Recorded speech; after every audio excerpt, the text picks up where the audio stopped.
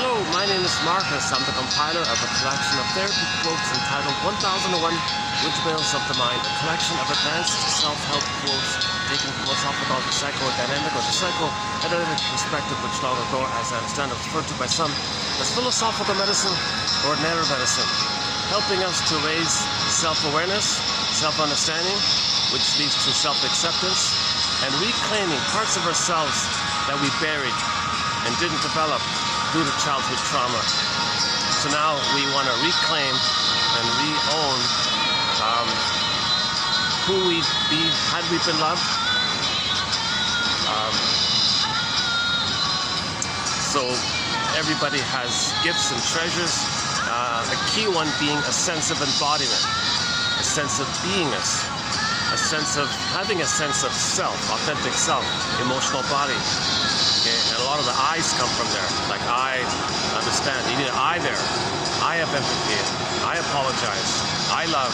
You know, you need an I there. If there's regret, you need an I. Because you feel badly about something you did, you can specifically articulate the things you did that you feel badly about. And there's an I feel badly about that. You don't want to do it again. And then you can say you're sorry. If you can articulate what you feel badly about what you did, but you can specify specifically the things you did that you feel badly about. Okay, so this is really the regular, sounds kind of common sense, right? But this sense of I, it's called embodiment, ontological self, feeling self, at home within self. Okay, this sense of self is our home within. And from this beingness quality, there's associated with it a pleasant feeling. Shirley Temple calls it the blue jay of happiness, or the bluebird of happiness, this pleasant feeling of having your beingness. Masterson describes it as when you have your beingness and you recognize what's a little unique about you, and you express via being aware of your beingness and the associated true, authentic qualities about you, and you express that via being aware of it, that's a path of heart, meaning, and pleasure that way, because we're conscious of what's unique about ourselves. Remember, the Great Spirit makes everyone unique, and we got to be aware of that to express it, and that's a path of heart, meaning, and all that. So we live to the extent that we feel embodied. We live to the extent that we have the golden ball. We live to the extent that we feel our primary feelings. The blue jay is the primary feeling. The bluebird is the primary, regular, baseline feeling in normal development. When the child is not traumatized, the baseline feeling is the blue jay, okay, the bluebird. Okay? And in the Disney film, it's called joy. Joy runs the console. Joy is the normal, animating emotion, pleasant feeling from our beingness. This pleasant feeling. When you have your beingness, you feel good. That's a joyful feeling to have your beingness. Not sure how well the song came out. That was Beatrice Deer in the background. A song called Na Lu Li Rama. I have no idea what it means. It's from her first language, Inuktitut, or Inuktitut, I'm not sure how you pronounce it, from the Inuit people. Beatrice Deer is one of our musical voices in our soundtrack, so we'll just open up with one of her songs here. It's only a live, there's no studio of it, but it's quite a good song, eh? Can you sort of hear it? Do the noise, background noise.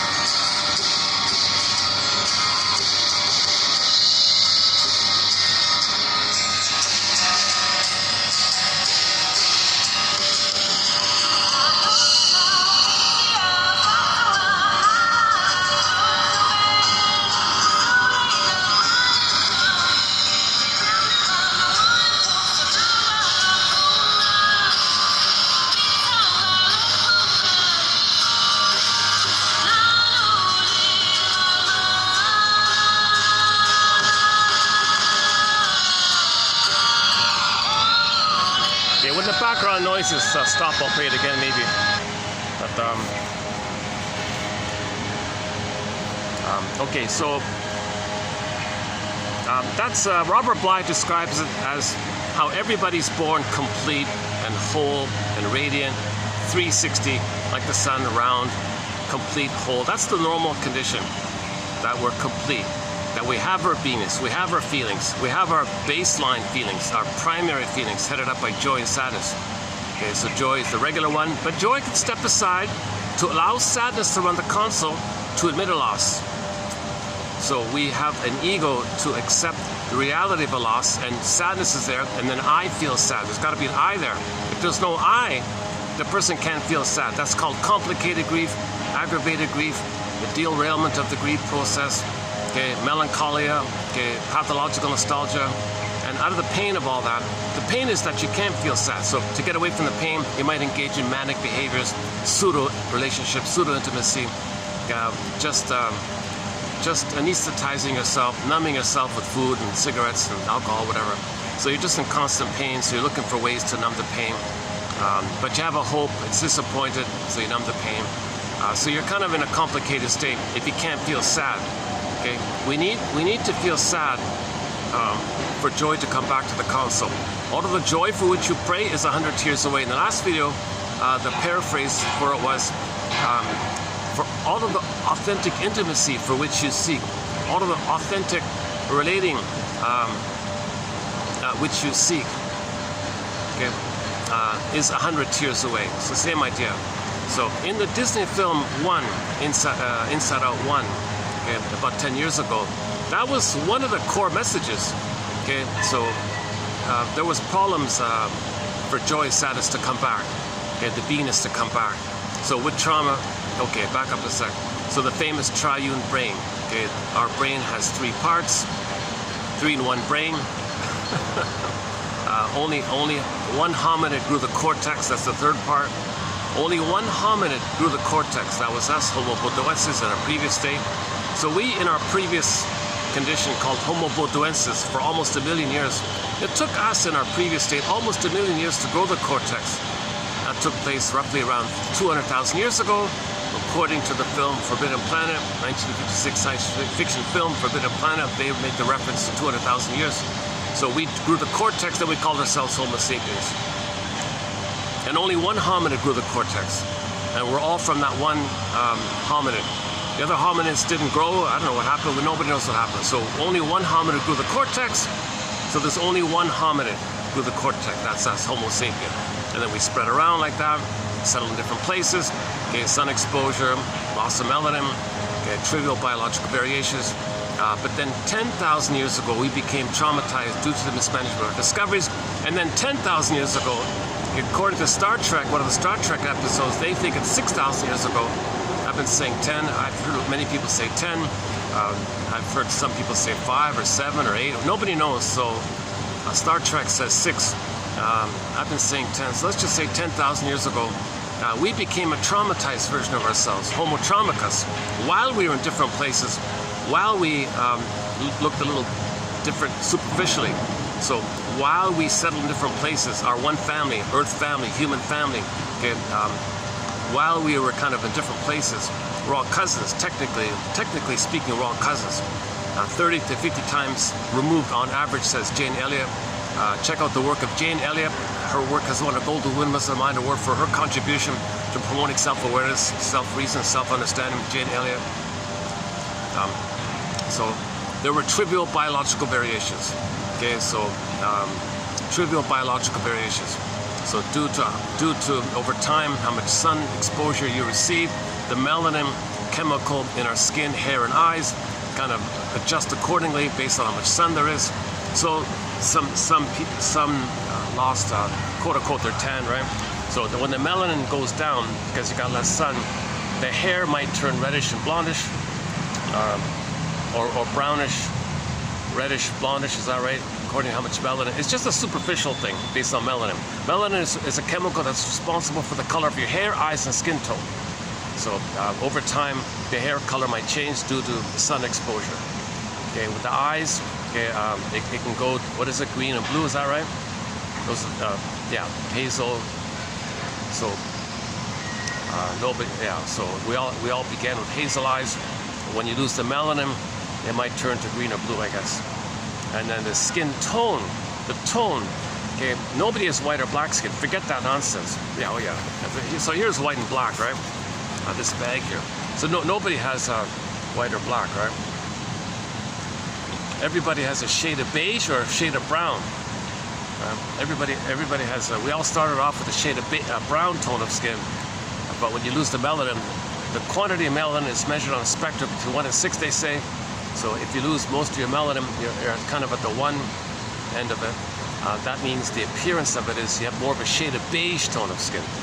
So, and Jane Elliott, back to Jane Elliott, she says, since you're talking about melanin, technically speaking, a shade of beige, scientifically or technically speaking, according to her, is actually technically speaking a shade of brown.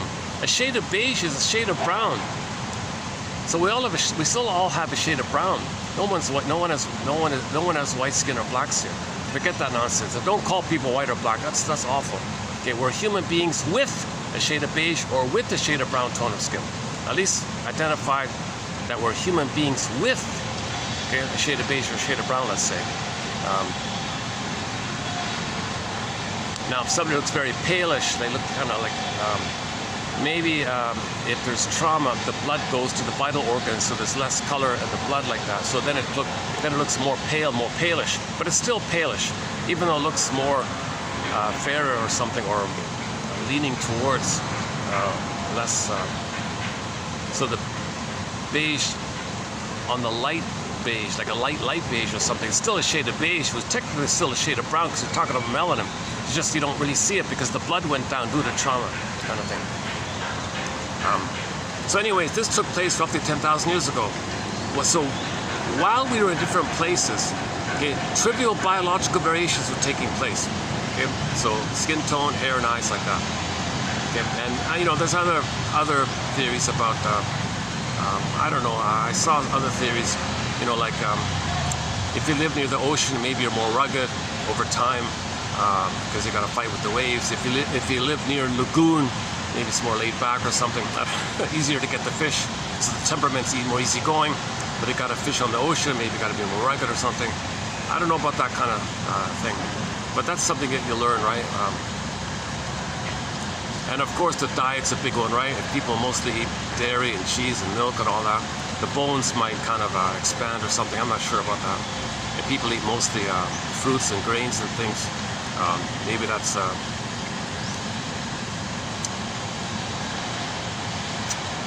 that might contribute to our size or something. But in Homo botuensis originally, there was already natural variation already. So it's already built in that in every species there's a variation already: small, tall, short, fat, wide, larger bone, thinner bone, softer bone. I don't know. There's already variation. Remember, the Great Spirit makes everybody a little unique.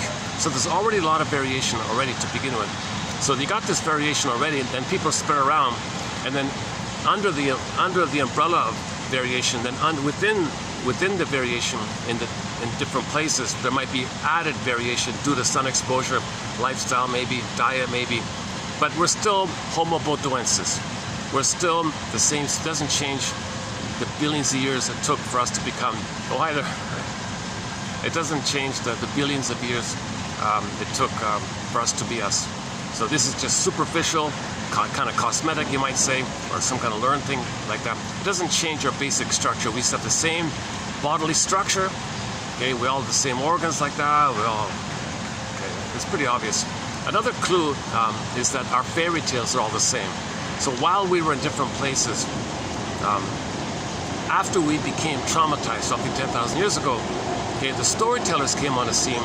Usually the most traumatized became the most intuitive, the most sensitive, and they're maybe more urgent to know themselves or something. So they would fish around and tell stories, and these stories were kind of spread around. And Robert Bly says, over 10,000 years, the stories got filtered like water down a mountain. It filters,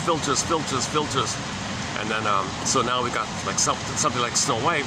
It took 10,000 years to distill a fairy tale like that. So that means there's an emotional truth there. So if you take the fairy tales from any place around the world, same patterns, same motifs. Fairy tale motifs, mythological motifs are all code for psychological trauma, meaning we're homotraumicus. So you take any anthology of fairy tales from any place at any time, it's the same stuff, same motifs. Again, motifs means code for or metaphor for inner psychological trauma. Myths and fairy tales are productions of primary process mentation, like from inside, the inside world, right? But we don't see this inside world. We don't like really, we feel that it's real. Like an emotion of shame being a burning, biting feeling, that's inside. We know it's real, but we don't see it really, right? So the storyteller would say, well, let's draw a picture. Let's just make up something like an artist. Let's draw a place, and there's all this fiery stuff going on. Let's call it hell, okay? As a picture or metaphor or symbol. Symbols are not real, but you see it. Symbols are visual, you see it, you can talk about it, you see it, but they're not real. But they point to something invisible, inside, inwardly, that is real, which we don't see. So to have a link, to know ourselves, we created myths and fairy tales to get in touch inwardly, so we can identify our trauma, so we can understand how we responded to trauma. So now we know we engage in psychic splitting, for example. Now we know the baby does a mechanism of the mind, maneuver of the mind, operation of the mind known as psychic splitting. Okay? When the mother's hurting the baby, he can't know it. He's going to be enraged. His own rage sizzles up a picture in the mentation. Now he's got a monster that's a symbol of his rage. So the monster, okay, it's just a picture and it's not even real, but the baby is raged. The baby's rage is real, but the picture's not real. Nevertheless, the baby takes the picture and puts it onto the mother, says the mother's that monster. That's how the baby kind of copes with it. That's part one, called projection. Okay, part two, okay, now he says to himself, wait a minute, my mother's a monster who wants to eat me. Okay, hold up here. Why is it so devouring? Why is it so enraged? Well, the baby's in a state of the oral phase, taking in phase, incorporating phase, not just milk. He wants to receive him, a relationship with the mother, her soothing, okay, her witnessing, her presence, her mirroring, her comfort, her reverie, her understanding of the baby, her welcoming of the baby. He wants to kind of take in not just the milk, but the warm relationship. He wants to record in a warm relationship, okay, like that. So he's kind of sort of just taking in. He's not really like giving too much. Yes, he communicates distress when his needs are not met, but in terms of the primary issue, he's just kind of like being fed like that, just oral. They call it the oral phase, right? Now, when needs are not met, you become enraged, angry and rage, right? So you take the oral part and becomes oral rage, now it becomes oral greed. Now you got a picture of a monster, a gobbling monster that wants to devour the child. So why is it like that? Because the self and the other, the baby and the mother are one. How he feels, the mother feels. What he wants, the mother wants, he thinks. Because he can't tell the difference between himself and the mother. So if he feels like a hungry wolf, the mother's a bigger hungry wolf. Then he denies that he's a hungry wolf, that he feels like a hungry wolf or something. Anyways, the conclusion is he ends up believing in a paranoid-like manner that the mother's a gobbling monster, a cannibalistic monster that wants to gobble him up. Like, whoa! So that's like the Cyclops in the Odyssey, or the Laestagonians, also in the Odyssey. Okay, or any kind of alien, or a guy with the horns, or witches, so the witch won't eat me, Hansel and Gretel. Any kind of entity that's enraged and wants to gobble up. And then the baby takes that picture, which represents his rage and needs, puts it onto the mother, and identifies the mother as that. That's a coping strategy to not feel that it's within. It's called projection. If you don't want to know something about yourself, you just project it and say someone else is that. So the baby takes the picture of that and puts it on there. And that's a part-way coping strategy for the baby not to feel all that pain and anxiety. There's too much stress hormones. There's too much anger. He'd be flooded. The system will go kaput. He can't handle it. He's got to do a trick in the mind to make him think he's not angry. Well, it turns out that if his attention is on the mother, called externalization, like blaming or like just outer focus, it somehow has the effect to dissipate or disperse or kind of manage somehow the anxiety and the pain he feels around the anger that he feels that his mother's failing him. So the mother's a monster. Kind of a little bit like sour grapes. I don't need her, she's no good. So a little bit like that, right? So the mother's no good. So the baby ends up finally with the representation in his mind, a memory in his mind, that the mother's a monster that wants to eat him.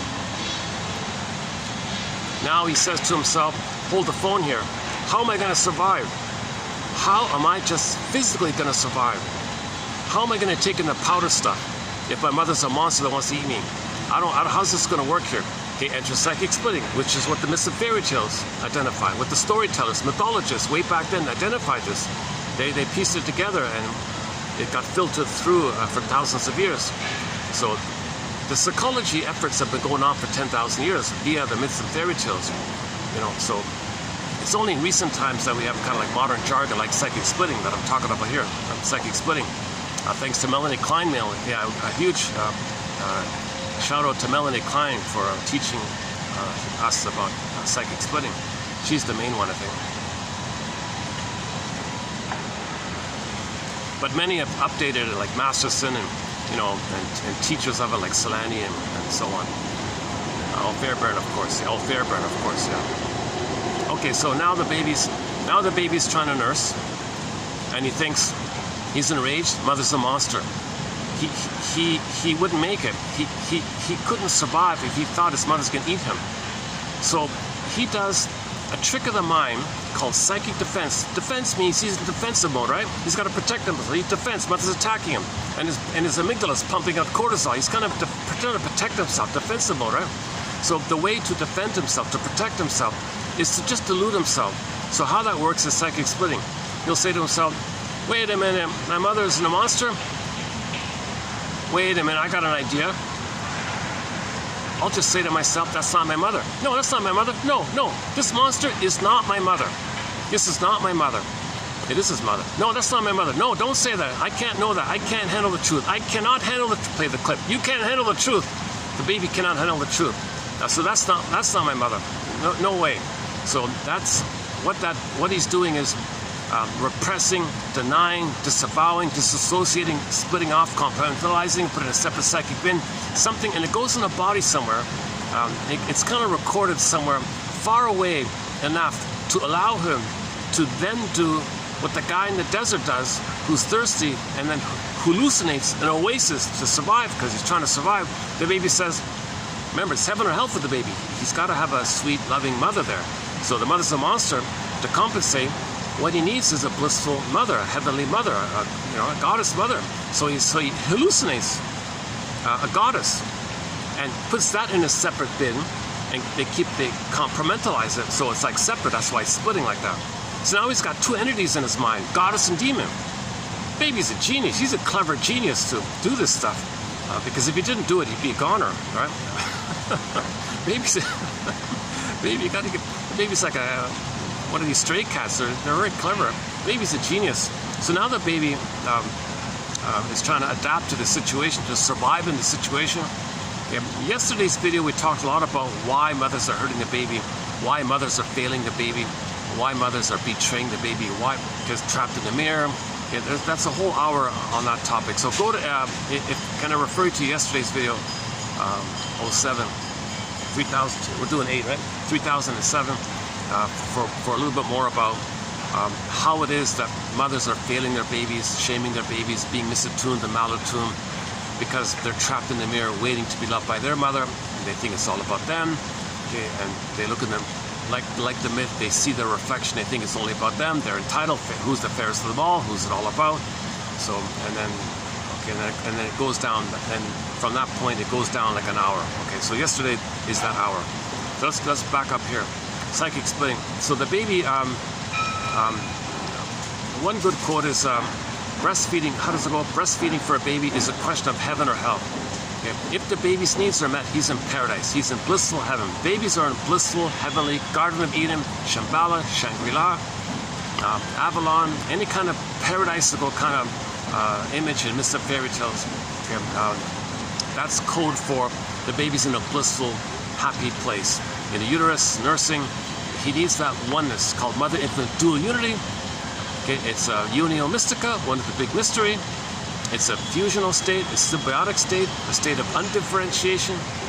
Okay, a blissful feeling, a blissful oneness, oceanic ecstasy, like that. Mother-infant dual unity. One guy calls it participation mystique. He's participating in this big mystery, or one with the big mystery, unio mystica, same idea. So he's in that's called the Garden of Eden, this blissful feeling. In this blissful feeling, the baby feels he's He feels like he's the universe, no time, no place. He's everywhere. He's all that is. Oceanic feeling, oceanic bliss, oceanic ecstasy. Baby's in a happy. There's no time, so no worries about. There's no sense of time. He's just blissed out. No understanding of time. He's everywhere.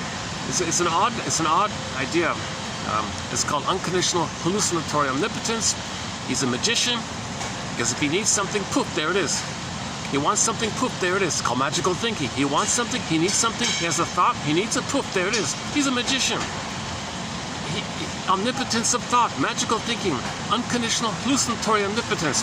He wants something, he needs something, poof, there it is. He thinks he makes it. He's a magician. He's a god. He's a powerful god magician. Like, wow, he snaps his fingers and there it is kind of thing. He doesn't have to snap his fingers. He just, the body says, I need it, poof, there it is. So the baby's fused. The theory is the baby's fused with the mother. Fusion. There's no, imagine two clouds blurred in, and you can't discern which cloud is which cloud, and it's just two is one mush. Take two balls of mashed potatoes. What do you call those mashed potatoes in a ball or something? What do they call again? Spitz it. Oh, I forgot. Okay, anyways, take a spoon of mashed potatoes, another spoon of mashed potatoes, and just blend it up in it. You can't tell where's what, right? But the baby thinks the whole mush is all him. So that's called narcissism. He thinks he makes everything happen. Everything's about him. So the reality is the mother's there feeding him. The mother's there meeting his needs. The mother's sending oxygen to him. The mother's sending food to him. The mother's through the placenta is digesting everything, feeding him. Okay, in the nursing time, baby's uncomfortable. He makes a gesture. Mother figures out, oh, baby's uncomfortable. Let me make a gesture. The mother makes the gesture. He thinks he controls the mother. He's powerful like that. He controls the monster like that. Not the monster. I mean, he controls everything.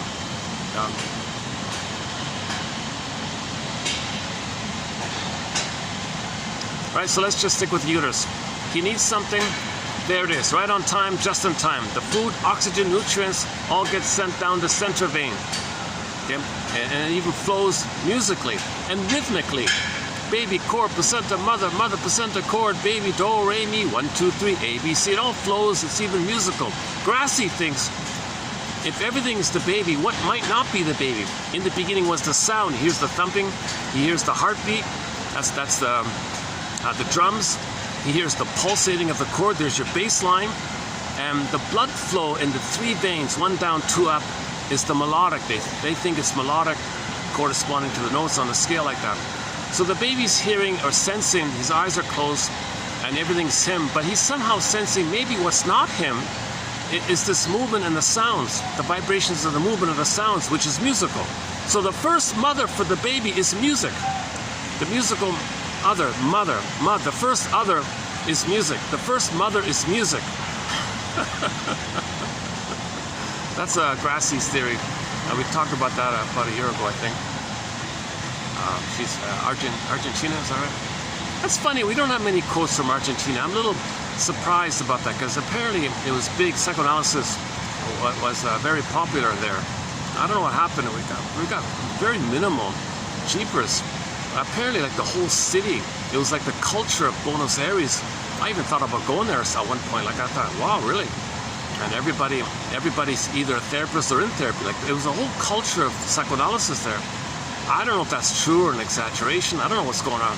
But to my surprise, there's very little. What's his name? Gittleman's from there. Miriam Minerva. No, that's from Brazil. Miriam Minerva's from Brazil. The only Spanish-speaking Argentinian shrink I can think of at the moment is the Grassi article about the music being mother. There might be another one in there. That Gittleson is from there, right? And there's another one that, what's his name? Begins with an H. He wrote like a massive manual, Torcio or something. I forgot how to say his name. There's very little material coming from there. That's a little surprising about that.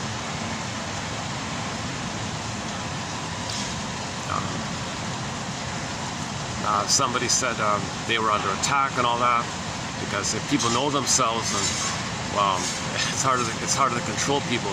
So that kind of there was maybe some kind of covert campaign to squelch it. Just like the comic psychoanalysis got squelched, and just psychoanalysis in general has had a hard time getting its message. It's always ridiculed and mocked, and everyone quotes this perverted, disturbed, sick translation of Freud, and it throws everybody off. So luckily we have Karen Horney, Masterson, Edmund Berger, Grotstein, Ogden, okay, Janoff, and the list goes on. Guntrip, Solani, Rinsley, okay, Mahler, okay, Berne, and you know, recently Alan Golem and Teachwork. You know, Eric Berne a little bit, not so much Eric Berne, yeah, but I mentioned him yesterday, Eric Berne. And so we've got thousands of analytic authors in our 10,000 quotes. So our encyclopedia now has 10,000 of the clearest, best quotes from the analytic perspective, which simply means there's a link between your present and the past. If you can admit that, you're a shrink. you're a lay shrink, you're an amateur shrink. Okay? If you can admit that when you were a baby, you had memories and experiences which you wired in and recorded and created a model in the mind called an internal working model, or endo inner, inside, endo psychic in your mind, the memories in your brain somewhere in the mind. Endo-psychic structure, also known as intra-psychic, inside the mind, psychic in the mind, emotional, psychic. It just means memories, what happened to you. So we record, in other words, we remember what went down between the baby and the mother. The baby remembers what went down between the two. He records it, and he records how he coped with the trauma. How did he adapt? One way he adapted was psychic splitting, goddess and demon. So he has a map in his mind, like a fairy tale now, goddess and demon. So we have storytellers that tell you stories about goddess and demon. So any myth or fairy tale, a very common motif in myths and fairy tales, there's this, you know, good versus evil thing. Okay, let's clarify that phrase for a minute. Let's pause for a second. No, let me come back. Okay, let me come back. Let's just finish the premise here. So let me just go back to psychic splitting. So the baby's he's trying to protect himself from this misattuned mother, malattuned mother. She doesn't understand the baby's signals. The bond was broken, the rapport was broken. She's no longer attuned. She's no longer in sync. They don't have what's called the attunement. They're not on the same wavelength. They're on the same track. Mother's confused, frustrated. Baby's upset. What do you want, baby? Are you blaming me, baby? Or maybe we're not a fit or something. Oh, I hate this. Baby's getting angry, and they got a complication already. Now the baby's needs are not met. The baby's needs are not met. Now, okay, back to the Shambhala and all that. In the uterus, assuming there's no prenatal distress syndrome, assuming there's no prenatal trauma, that he is allowed to have this paradise in the uterus. He's allowed to have the Garden of Eden, okay, in the uterus. He's allowed to have that paradisical condition in the uterus. When he comes out of the canal and makes a transition from the water world to the land world, okay, he's still dependent on the mother's body. So, psychologically speaking, the first 4 to 5 months function as a kind of social, interpersonal, extended womb for the baby. Babies need an extended womb, matrix, womb. Okay, so the babies need an extended paradise, an extended Shambhala, Shangri-La, etc. Extended Avalon, Nirvana, paradise like that. He needs that to continue. So it's sort of a continuum. He's got it for 9 months inside. He needs another 4 to 5 months on the outside. So that means he's gonna have a hard time. So the role of the mother is to protect that, to preserve that, to allow that. But many mothers are betraying the baby. When the baby comes out, she hands over the baby to a stranger who takes away the cord of the placenta, puts them on a scale. Baby's washed up, wrapped up. Meanwhile, her bonding hormones, her attachment hormones, okay, are going away. The mother produces hormones to facilitate and reestablish the intimacy, that close oneness. Babies need a blissful oneness. The hormones produced the love hormones, the bonding hormones were produced in abundance by the mother to facilitate the continuity there. Okay, baby's removed. Hormones go away.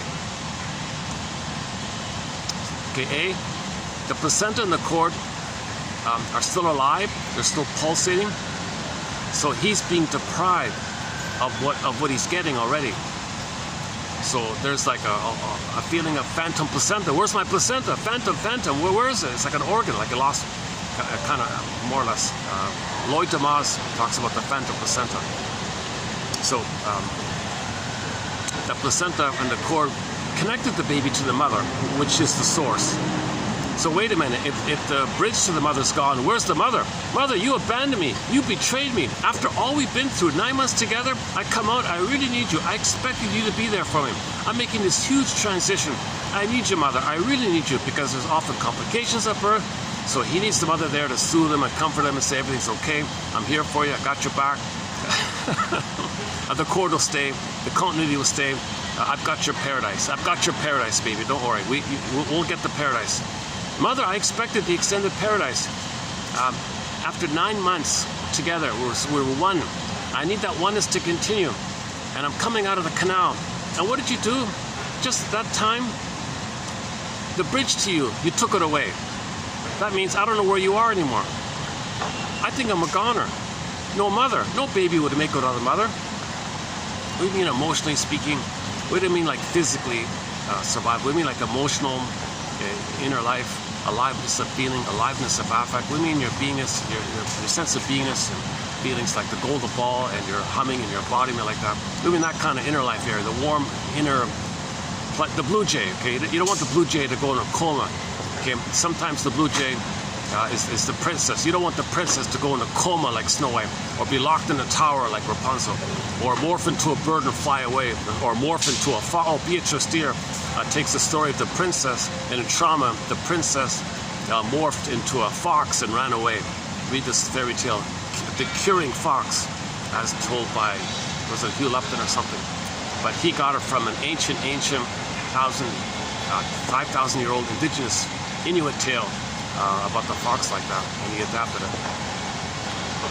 So there's a good example. The Inuit talked about how a princess had to morph into a fox, and the fox is wounded, lost in the forest, and in the home, in the igloo or whatever, in the home, the daughter was sick. The metaphor, that means there's something wrong in the consciousness. So you got to go to the unconscious and get it back. Okay, so you have to find the fox, allow it to come back. So all of these images, you had your beingness, it goes away, you want to get it back.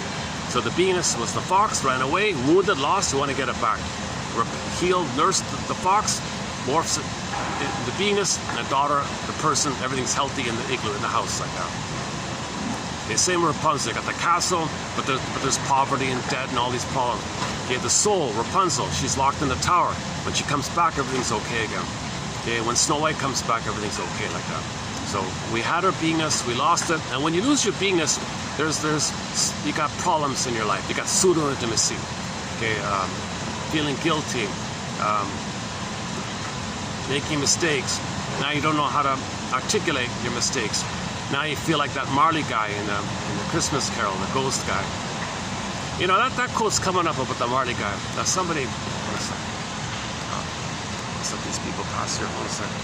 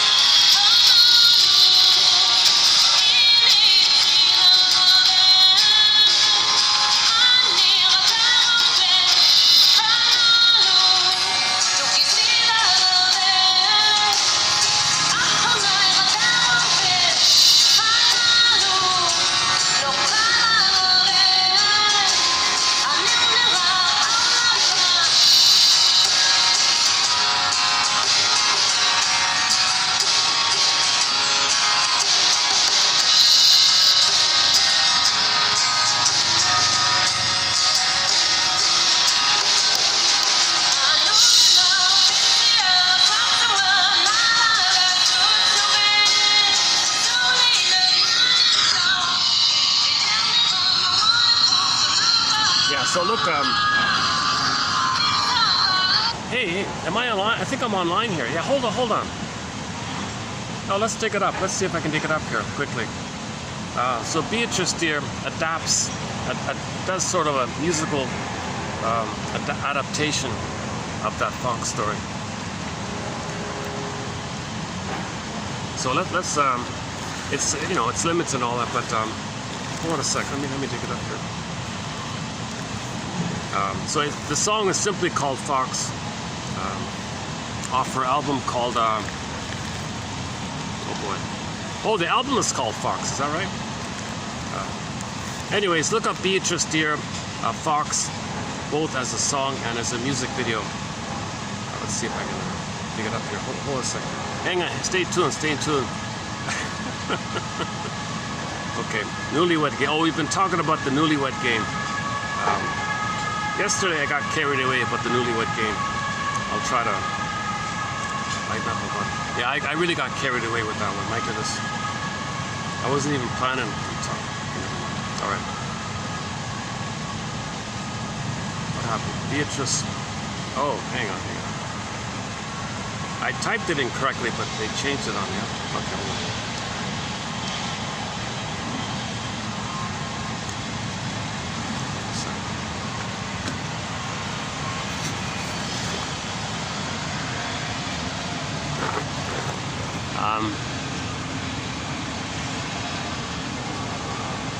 Wait a second. It's not even on here. Sometimes they're, oh, there it is, Fox. Yeah, okay. Well, that's just a song, right? Oh, that's the album. Okay, hang on. Okay, so there's an album called Fox. Hang on. Okay, hold the phone here. Hold up here. That's the famous throat singing.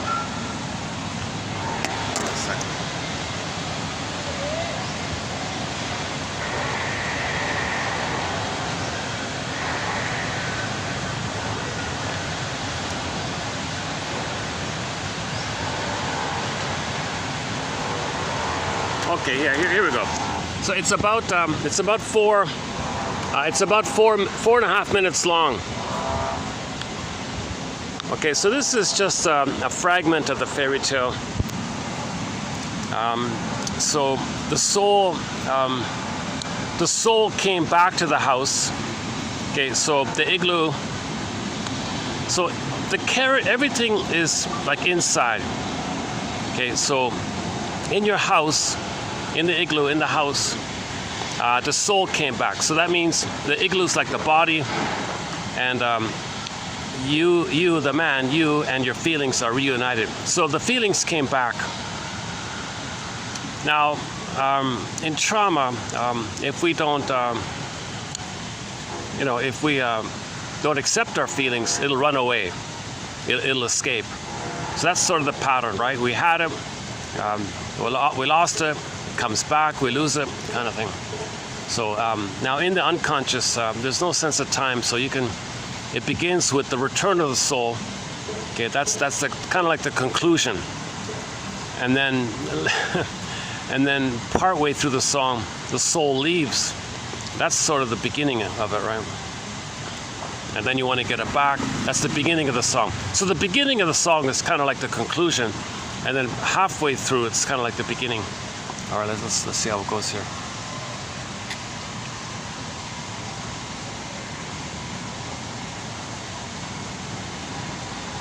So this is 10,000 years old, eh? There's a variation of it.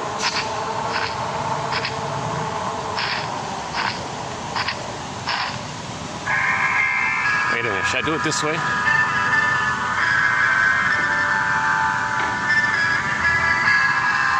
Okay, let's do it this way.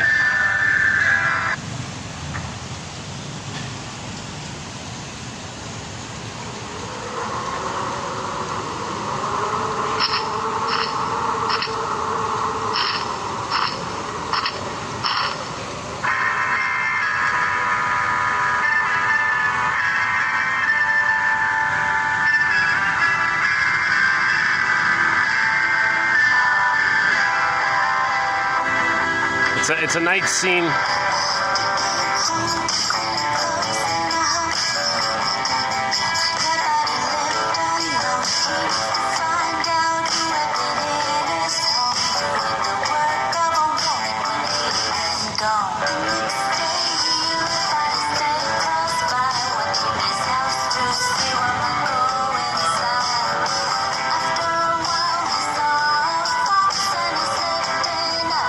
So the soul came back.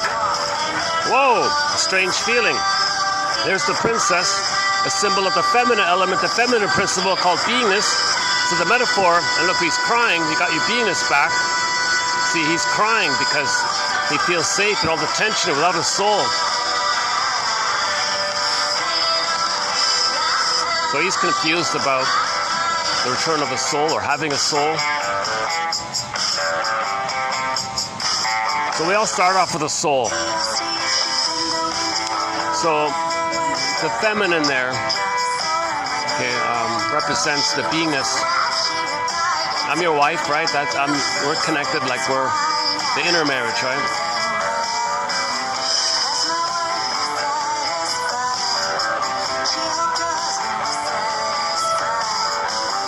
Let's see, he's still a little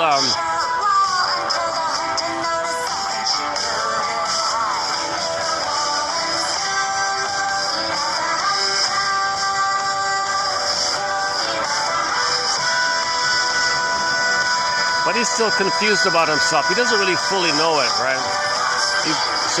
He's happy to have his beingness, but he's not fully conscious of it somehow.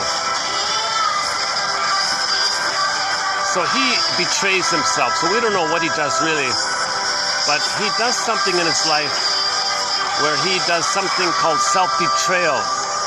He treats himself the way his mother treated him. So his soul, okay, the wife there, the soul is going to run away. So she's going to morph, okay, in the unconscious, in the primary mentation, myths and fairy tales, the princess is going to morph into the fox and run away. And he feels empty. He's, what the hell? Where's my soul? Now he's looking for a soul kind of thing. Now it's outside the hut. Now it's in the forest. Now it's lost. Go, I know not whither, bring back what? What am I looking for here? Oh, there's my soul. Wait a minute. Isn't that my soul? But the soul is afraid. The soul is afraid. You betrayed your soul. Your soul is afraid. But your soul wants to come back. Your soul wants to come back into your body, into your home. But you scared your soul. And it poofs away. Go, I know not whither, and bring back, I know not where is my soul. Okay, it's metaphorical. You don't gotta think it literally like that.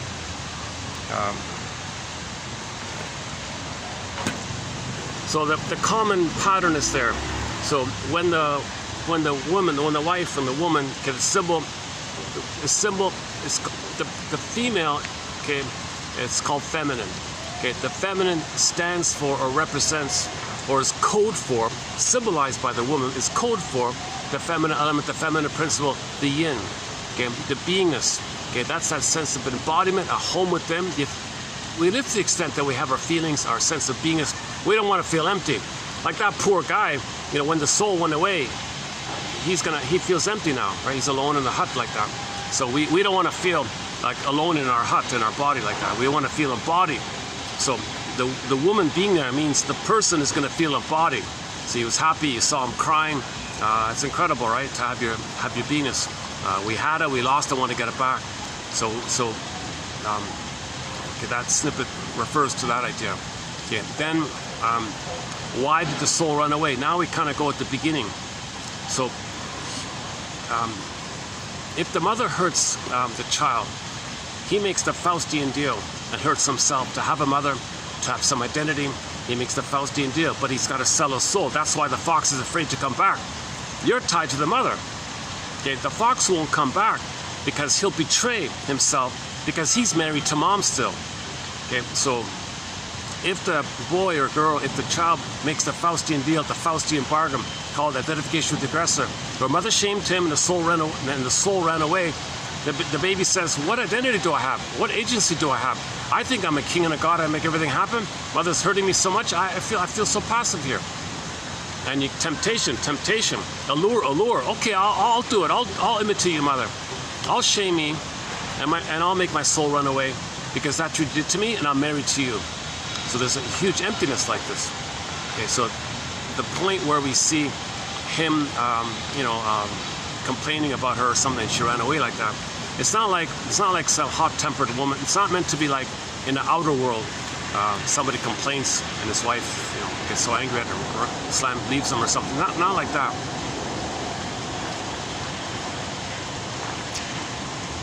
Yeah, is that okay? All right. I don't want to put my foot on the table. Jeez, it's a outdoor public restaurant. I'm tempted to. It'd be much more comfortable. Okay. All right, guys. It's under the table. It's a nice place here. Who wants to see a customer put their foot on the table? Oh, terrible, right? Oh, my goodness.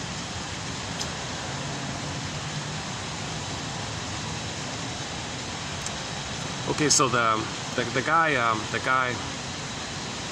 Okay, so it's called identification with the aggressor.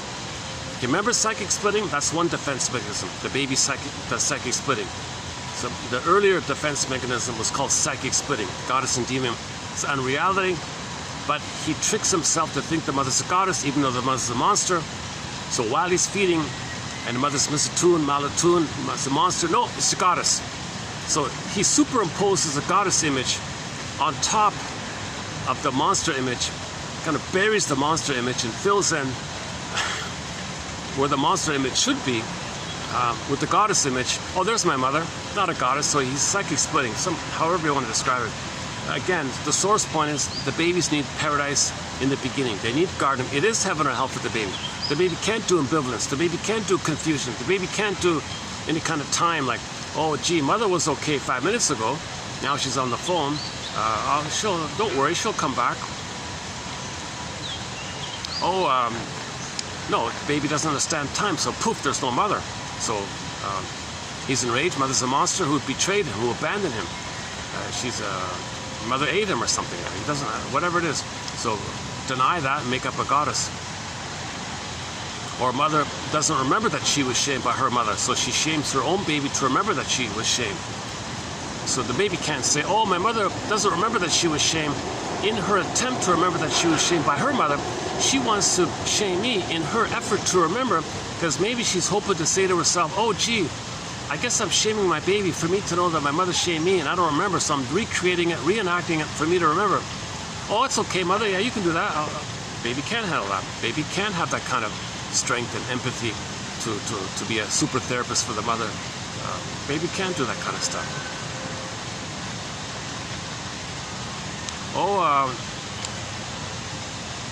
Oh, mother doesn't have a sense of beingness to love me. Oh, I'll forgive her. Oh, that's understandable.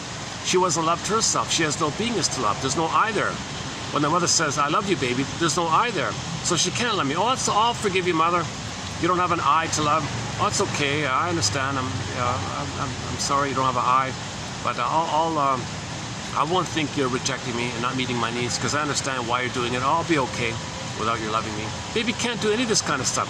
He's got to get his needs met. If they're met, he's in heaven. If they're not met, click, it's hell. It's heaven or hell for the baby. That's psychic splitting, right? Another defense mechanism, another psychic defense mechanism, another key one is called identification with the aggressor, as explained by Sandor Ferenczi, Elizabeth Howell, and many others.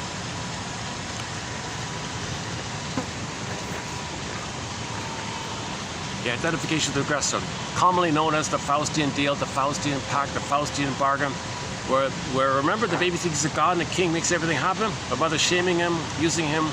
Maybe the mother said, baby, I didn't get my needs met from my mother, so you meet my needs, okay, baby? Okay, mother, I'll try to mother you. You can't mother me? Oh, okay, well, I'll mother you because you were never mothered. Oh, I'll mother you. Baby can't do that kind of stuff. That's too much pain. Baby's needs are not being met. So the way to, therefore, his sense of beingness is being rejected and all that. So yeah, so his princess will morph into a fox and run away, like in the music video.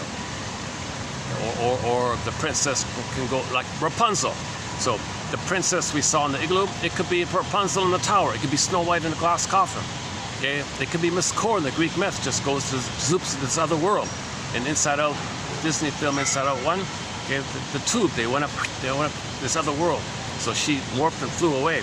In The Maiden King, the princess morphs into a swan and flies away. This is the same motif. The princess morphed into a fox and ran away. Same stuff. In the mentation, because it's disguising him. Mother's dangerous. I gotta hide my soul. I gotta morph it. I gotta disguise it. I gotta escape it and hide it and disguise it. Sometimes the princess goes to the forest and just says, "I'll just turn to stone. Mother can't hurt me if I'm a stone. I'll turn to statue." Echo becomes a statue. In the Greek myth, Echo becomes a statue. She turns to stone. Like, okay, that means no feelings anymore. Okay, or the Velveteen Rabbit story. Instead of feeling like a real rabbit, now we feel like a Velveteen Rabbit. Remember the story, Velveteen Rabbit? Could please somebody tell me, please, could somebody tell me what does it mean to feel real and alive? I want to know what it means to feel real and alive. Actually, it's funny, they have a stone rabbit here and some real rabbits here, right beside each other. And okay, we'll see how it goes. Maybe I'll go by later and do the dialogue where the stone rabbit says to the real rabbits, "Hey, real rabbits, talk to me. What's it like to be alive and real and embodied like that? I'm a stone rabbit here, but I'm curious. I want to know what love is. I want to know what real intimacy is. I can't have real intimacy. I just look at people and I can't feel anything. I've got pseudo-intimacy. I got pseudo-relating. You've got real relating. You need a beingness for authentic relating, by the way. Yesterday's topic, what the beingness. By the way, this is part 3 of a 5-video special run on the phrase pseudo-intimacy. So parts 1 and 2 we just covered. This will be part 3. So we'll get to that.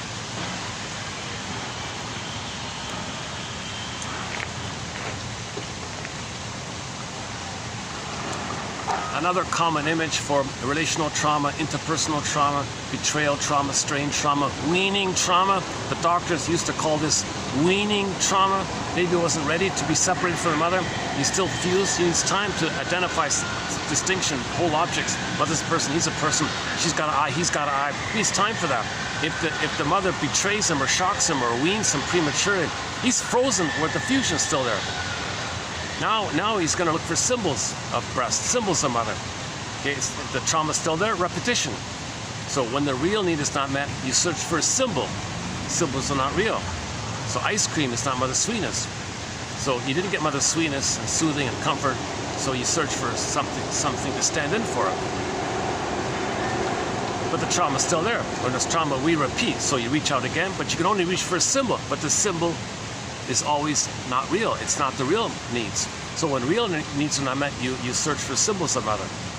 So you search for a symbol for mother, the trauma's still there. So you search again, trauma's still there. Search again, trauma's still there. Okay, now we're on this kind of, now in the Greek myth, you got the Axion story where the guy's on the torture wheel going around and around. So, or Tantalus, he's reaching for the cherry or the apple, it goes away. Reaching goes away, reaching goes away. Tantalized, never satisfied. So somebody gets something, they're not satisfied. So they're going around again, nothing satisfied. Okay, so this is Tantalus myth, okay, the Axion myth, and there's always a pecking feeling. So now I got the pecking image, the guy being pecked all the time. He's disappointed, ouch. And the Tantalus one, they got the stone there, meaning agony. There's constant agony and pecking and real, the suffering of the round and round. Okay, because you're searching for symbol as mother's love. It's not the real thing. The trauma's still there, the pain is still there. You want to get mother's love, but there is time. But the amygdala doesn't know time, so you're searching for mother. But wait a minute, you're in time, so what could be mother for the past? Well, something, a mirage of mother, just a made-up fantasy of mother, something you think might be mother. So usually the mother stands for material, so money, matter, things.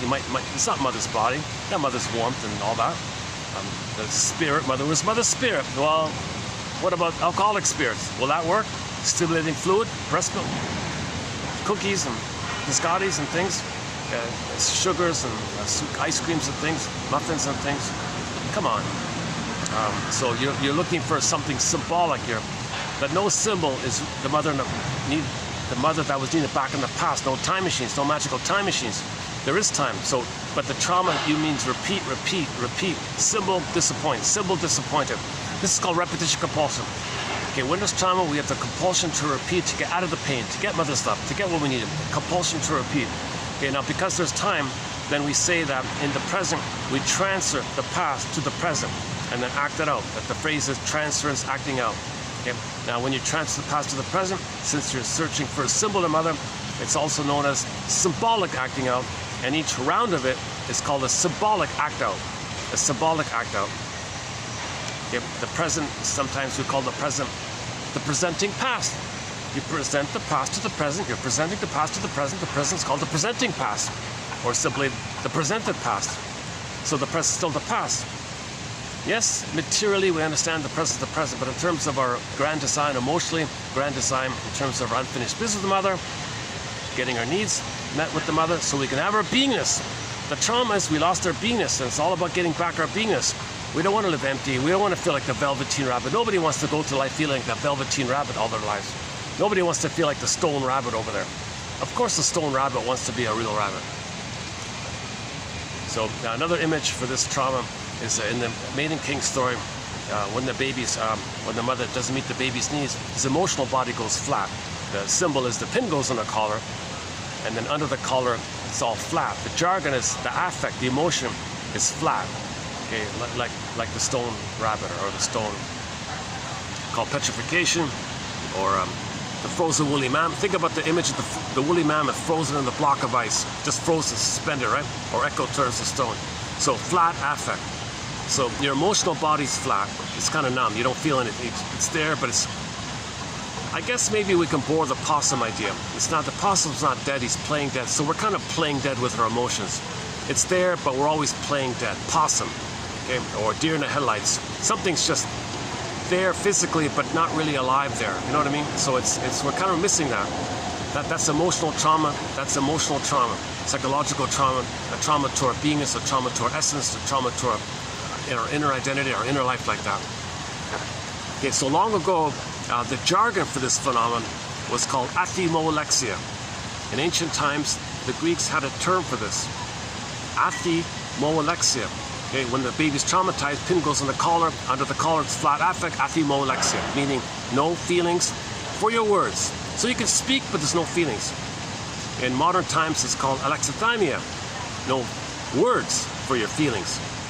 So we're just kind of like talking heads kind of thing, you know what I mean? We're not really embodied in our efforts.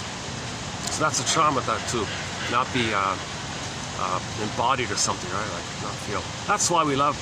That's why I lie. Most people love, cats and dogs, our pets, animals at the zoo. We go to safaris, you see animals, because they're embodied.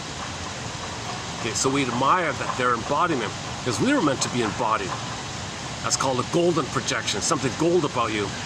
It's lost, but you see someone else expressing their goldenness, and you admire it because it would be great to have that. So the stone rabbit over there is a golden projection. Not all projection is about things about yourself that you don't want to know, don't want to admit, and so someone else is that. Also the good stuff that you don't have and you admire in others, like that. So I think the embodiment's a key one, not discussed enough, I think.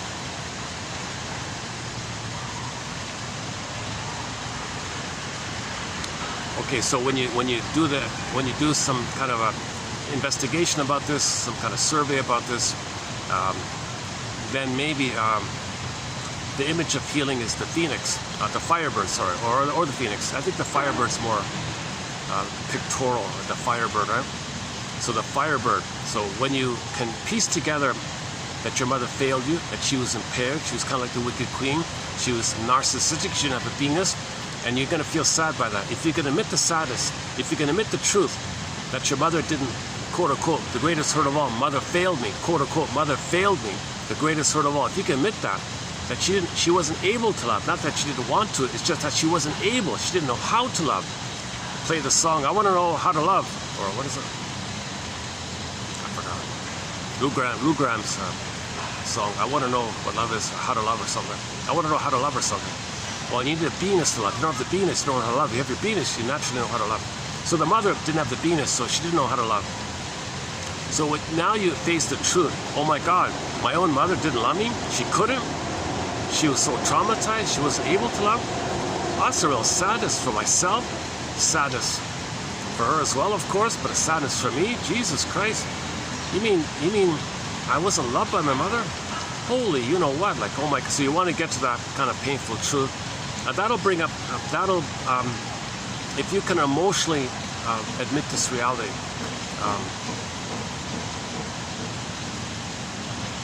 and really accept the reality. Okay? It's this verdict of reality that makes the work of mourning so difficult. How do we want to admit this? Nobody wants to admit their mother didn't love them. Well, how dare you say something? Nobody wants. There's a resistance to this. But you can only, as all the self-help people say, you got to feel it to heal it. You got to call a spade a spade.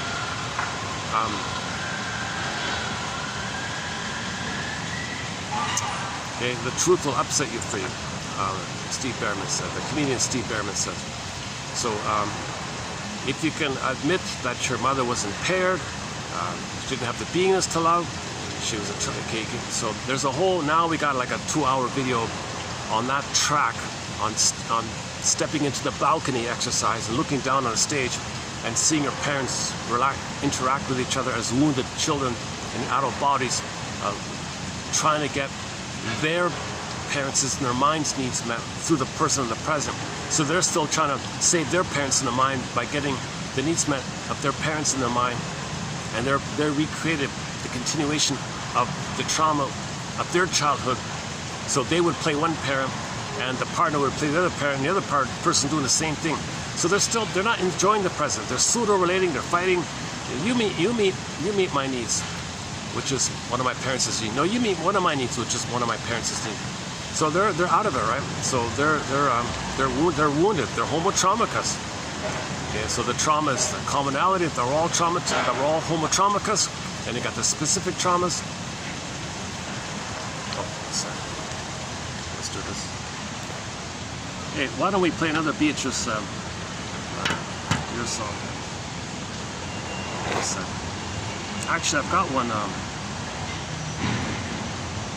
Let's play.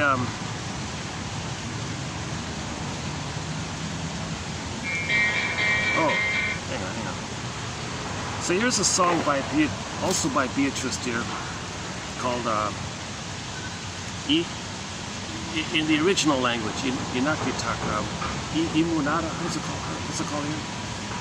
Hold on a second. It's a good song, very good song. It's one of her big hits, actually.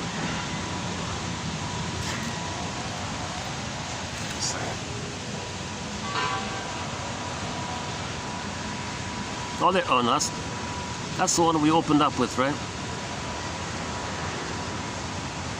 Oh, here it is.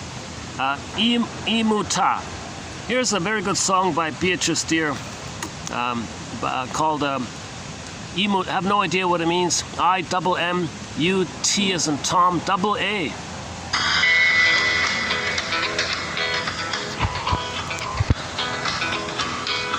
Okay, again.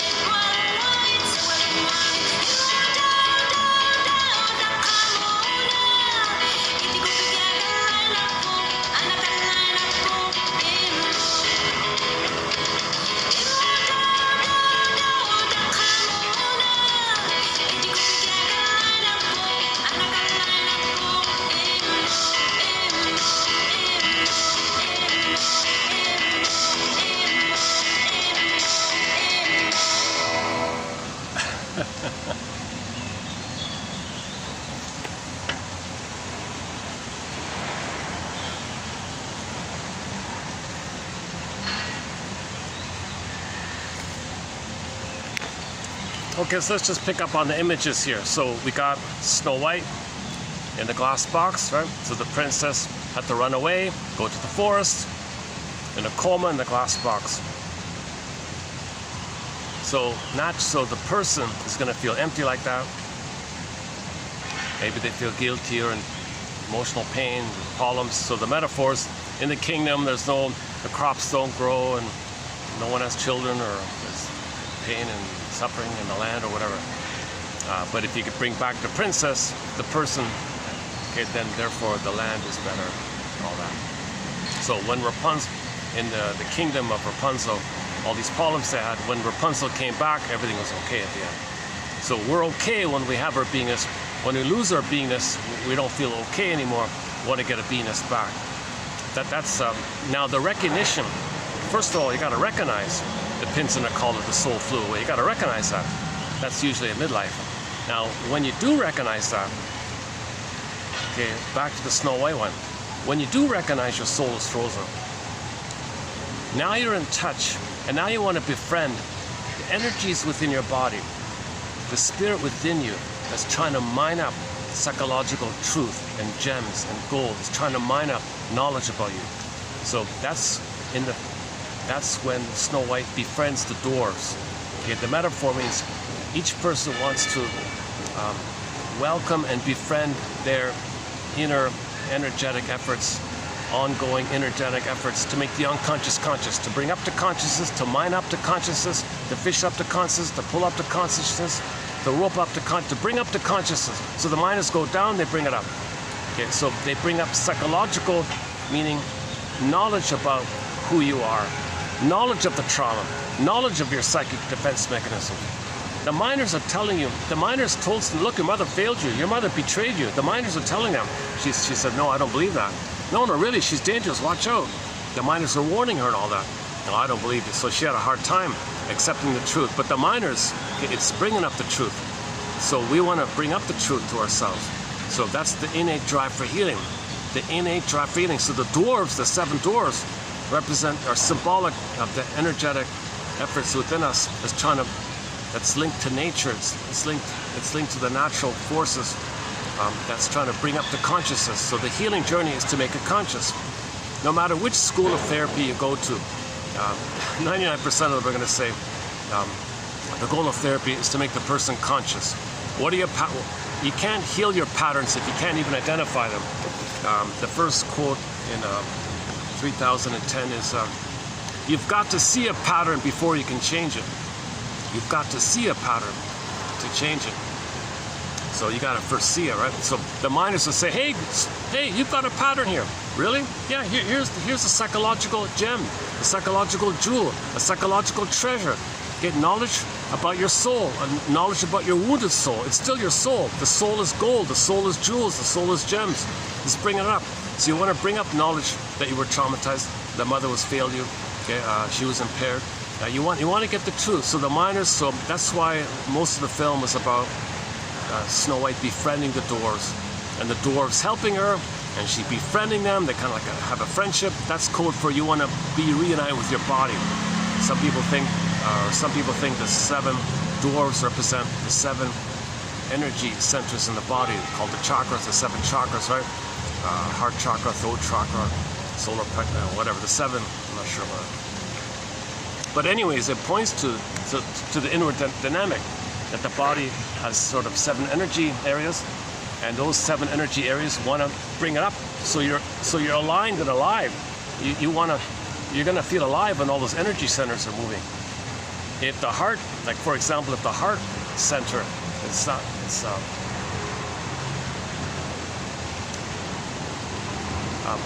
people report that when the heart chakra is alive, like when the heart center is alive, it's a warm, loving feeling. It's an energetic love feeling when the heart chakra is opened or something. But it's all lined. It's a system. You got to line it all up, right?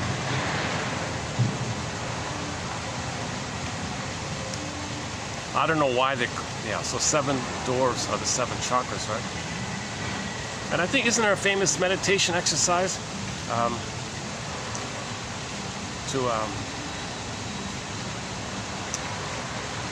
to to just imagine the center of your chest, that's the energetic heart area, and just hold it or something, and just, I don't know, just like put your attention there or something. If you have a problem or something, imagine the problem in that heart area. Is that how it works? Okay, so I don't know. I did read something about the heart math idea. The heart math. The heart math is different, I think. The heart math, actually the heart math might reflect things being lined up and healthy a little bit. Because in the heart math theory, you measure the speed of your heartbeats between each beat. So your heart beats, okay, so beat 1 and then beat 2. Measure the speed, how fast, what was the, like if a car drove across, what was the speed? Okay, then measure the speed between the second beat and the third beat, what was that speed? Okay, and likewise, and the speed between the beats are meant to be the same. If it's like too quick and then too long and too slow and then too fast, the heart math is whacked. So maybe in the future we'll look into that so-called heart math idea. They mean the energetic heart or something. So if the heart math is whack, that's a clue that the energy of the heart, the dwarf that's responsible or linked to the heart area is wounded himself. So you want to befriend those dwarves. You want to befriend inwardly, and inwardly is trying to help you. And you want to befriend yourself, and yourself is trying to help you and befriend you. So you got to befriend yourself, get to know yourself, reconnect with yourself, reunite with yourself. So a lot of meditation is that kind of alignment between what's going on inwardly, making room for your feelings, allowing your feelings. I must have a very good reason for feelings. Oh, something triggered me. Oh, trigger. Well, trigger means past. Trigger means past memories. It's not about now, just something reminding me of the past. So whenever you're triggered, that's unprocessed trauma, unmoored losses when you're triggered. So you want to look inward like that. Looking inward is also your unconscious self is trying to communicate to the conscious self. So the unconscious self, sometimes called the double self, the secret self, the shadow soul, the one who walks with me, who's not like me, but who is me. Someone's living my life and know nothing about him. Okay, so you take everything about you that you don't know, okay, you put it together into a character, that's the double self, the motif of the double character, and you want to befriend the double character. So read Otto Rank's essay called, it's a short essay called The Double by Otto Rank, 1925 or something like that. An old, sort of a classic article, I think, very good article by him. He bases it on the play called The Student of Prague. So I learned about it by the way he describes it. I didn't read the play, and there's a silent film based on it. It's not too clear, but basically some guy bumps into some strange other guy, but he doesn't know that this strange guy is everything about him that he doesn't know. So it's him.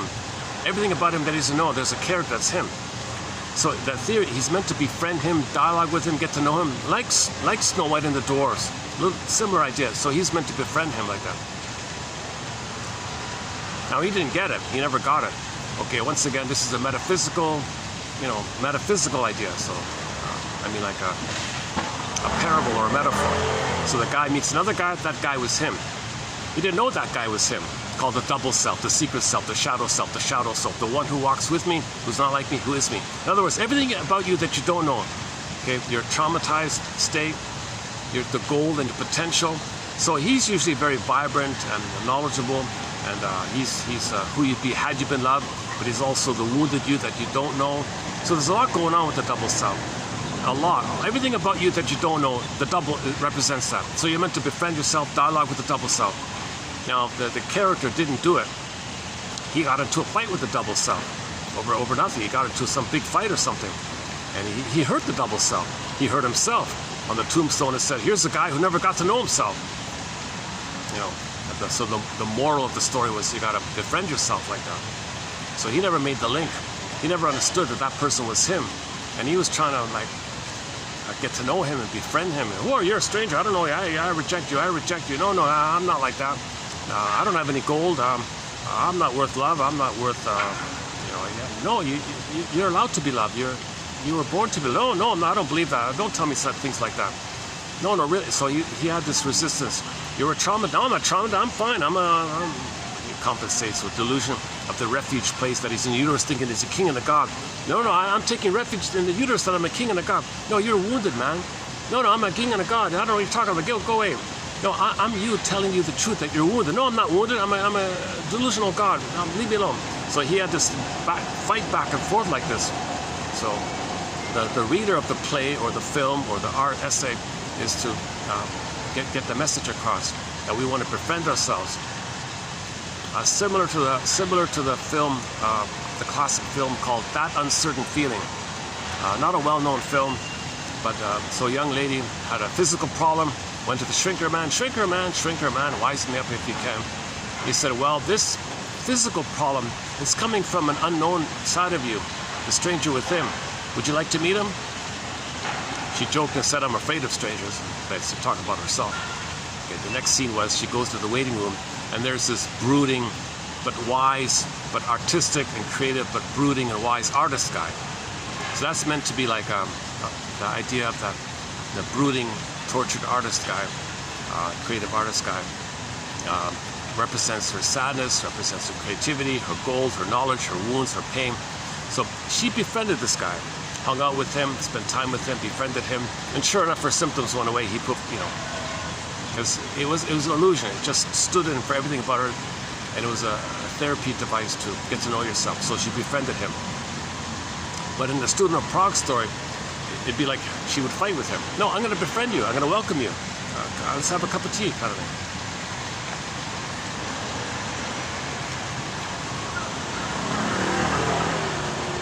Do you like biscottis? So you befriend your double self. Similar to the Phantom of the Opera, right? She goes to the basement, okay, under unconscious, right? Under the ground, unknown, and there's a tortured guy there. Okay, that's not a real guy. That's just a metaphysical idea that the person is tortured, in pain, but knowledgeable. So the phantom guy is kind of like your traumatized self, the knowledge of your trauma, the gifts that you have like that. So the singer would befriend the phantom, accept the dialogue, reclaim, admit that that's her. She went back on stage, and because she's more embodied, she accepted more of herself. She's more embodied. That's why she was a better singer. So she was a better singer at the end, a better opera singer than when she reclaimed her embodiment. When you hear a singer, we love singers the more they're embodied like that, right? Some have the pipes, but they're not. It's something shallow, right? Some of them, right? Some are kind of more embodied, and they might not have the pipes, but they're kind of embodied like that. So you might even be drawn to that kind of thing.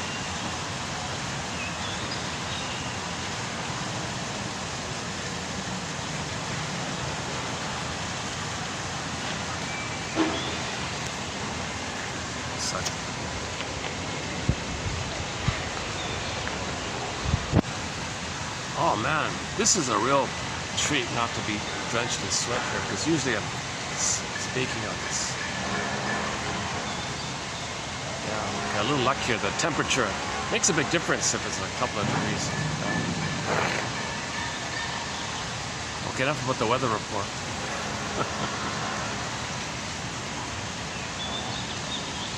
Where are we here?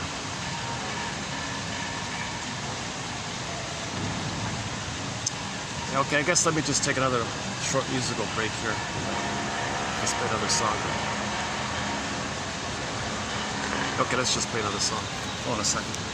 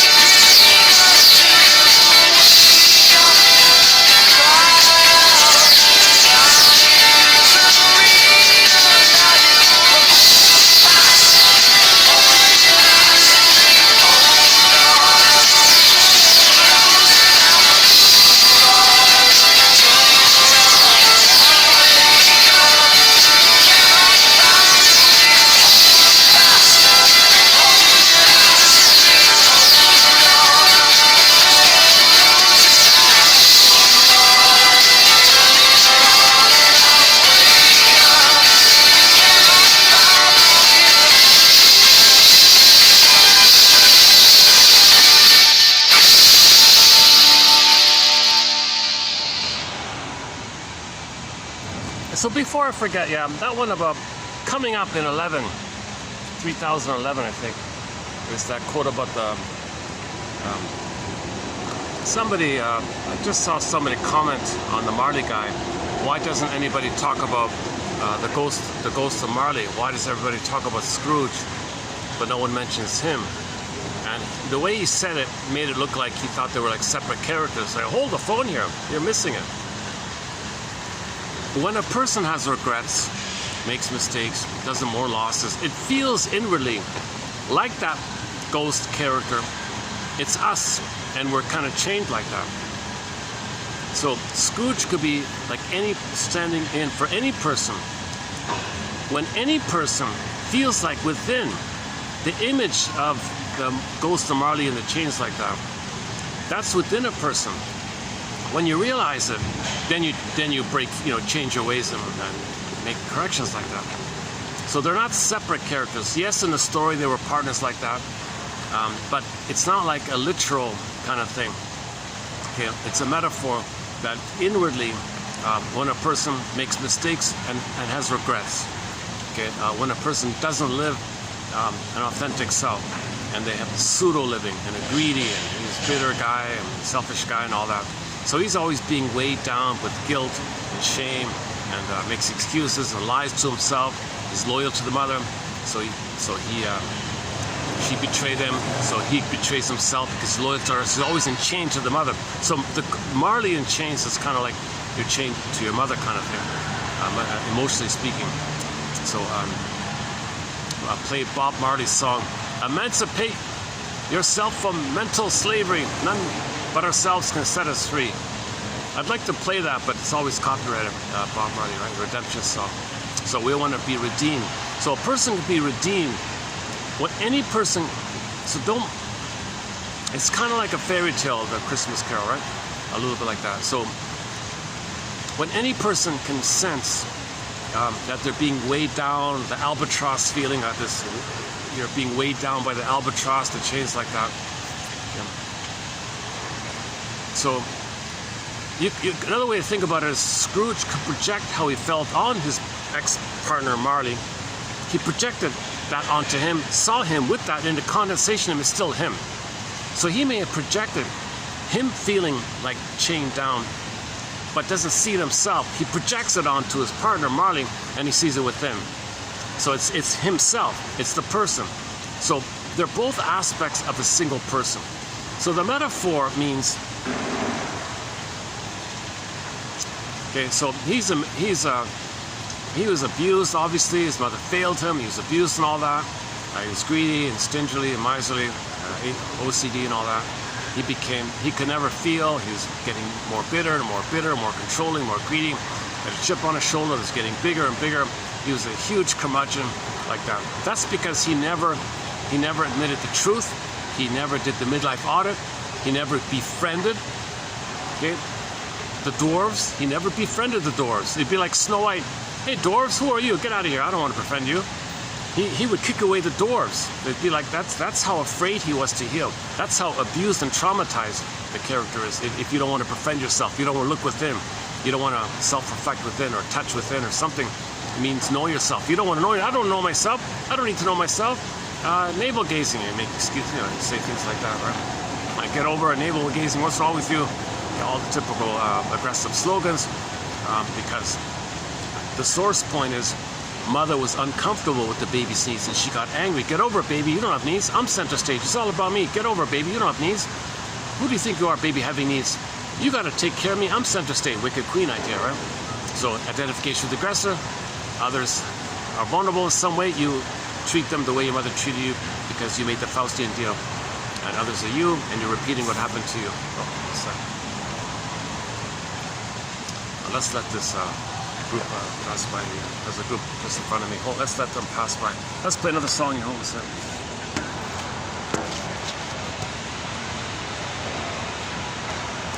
So we're trying to do some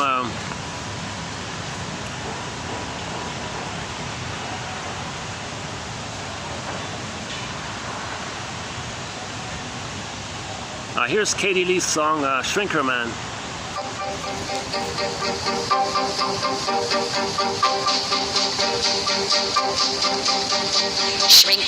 Shrinker man, put me straight if you can. Free me of my tics and twitches, disconnect my latent switches, shrinker man.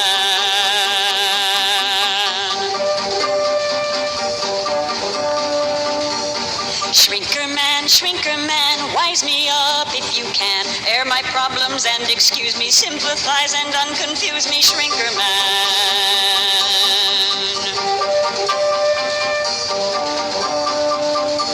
I've been on one of those complex tours. I want you to make my problems yours. Now give me one of them cut-rate cures, shrinker man. Shrinker man, set me right if you can. Align me, tune me, normalize me, clean me up and simonize me, shrinker man. Shrinker man.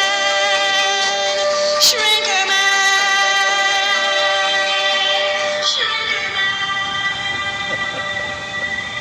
So we'll talk about that another time. We have four songs by Katie Lee on our soundtrack. That one there, Shrinker Man. Her big hit is called It Must Be Something Psychological. The other one is called Properly Loved. I was never properly loved. And Repressed Hostility Blues is on there. We finally put that one on. Those songs come from her album called Songs of Couch and Consultation. Her sequel is an album called Life is a Bed of Neurosis. Like instead of roses, neurosis. Play on that. That one didn't do too well. The first one was excellent, yeah.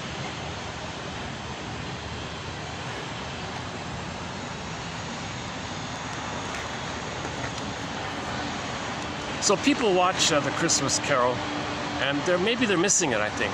I'm thinking maybe what that guy said. I think you're missing it altogether.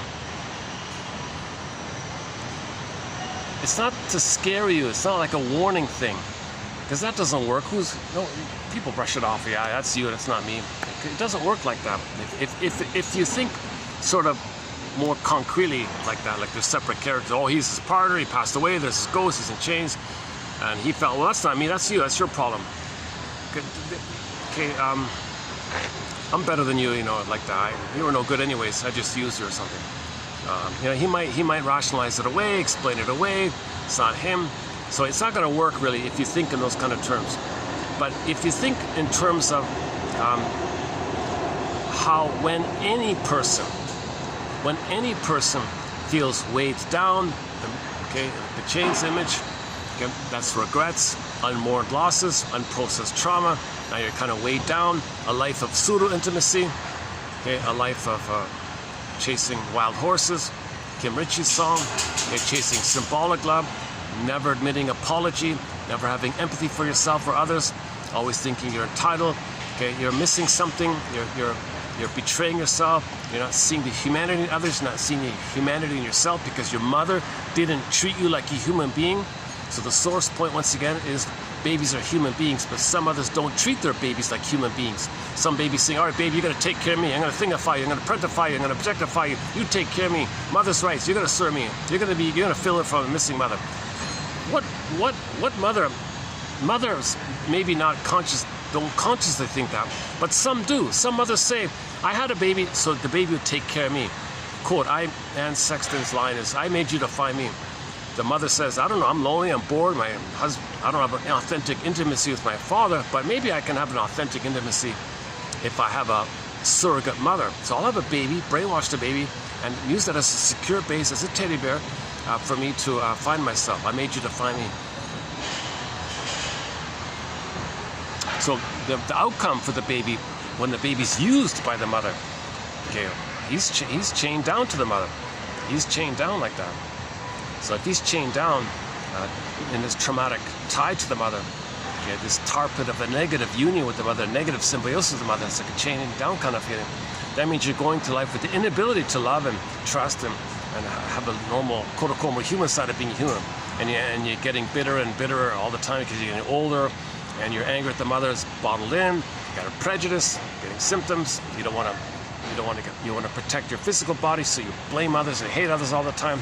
You look for excuses to say they're no good. If someone is no good, that's you. Then poof, there's your mother hurt you, and you're angry at the person you just shamed. This miserable stuff, and you're kind of chained down like that. So the image is the ghost of Marley with the chains and all that. That's a metaphor that we may feel, or any person may feel, kind of like that image. So you look at the image of the ghost in the chains. It's a gruesome image. It's a sad, painful image. Nobody wants to see it. But the artist or the writer, Charles Dickens, he's trying to say, look, you may feel like this. This might be you. This is kind of like what's going on inside. This is approximation. Nobody can perfectly draw a perfect picture of how we feel. It's just approximations, guesstimates, ballpark approximations. Myths and fairy tales are attempts to approximate something symbolic of what might be going on inwardly, So the image of Marley with the chains and all that, that's to approximate how we feel inwardly. It's like an artwork. It's an artwork, right? Literature, art, interpretive literature. It's trying to make you self-aware, self-knowledge, interpretive literature, interpretation. It's like a psychological interpretation. It's giving you an interpretation. Hey, do you feel like this? I mean, maybe you feel like this. What do you think? But if you, so that's sort of the,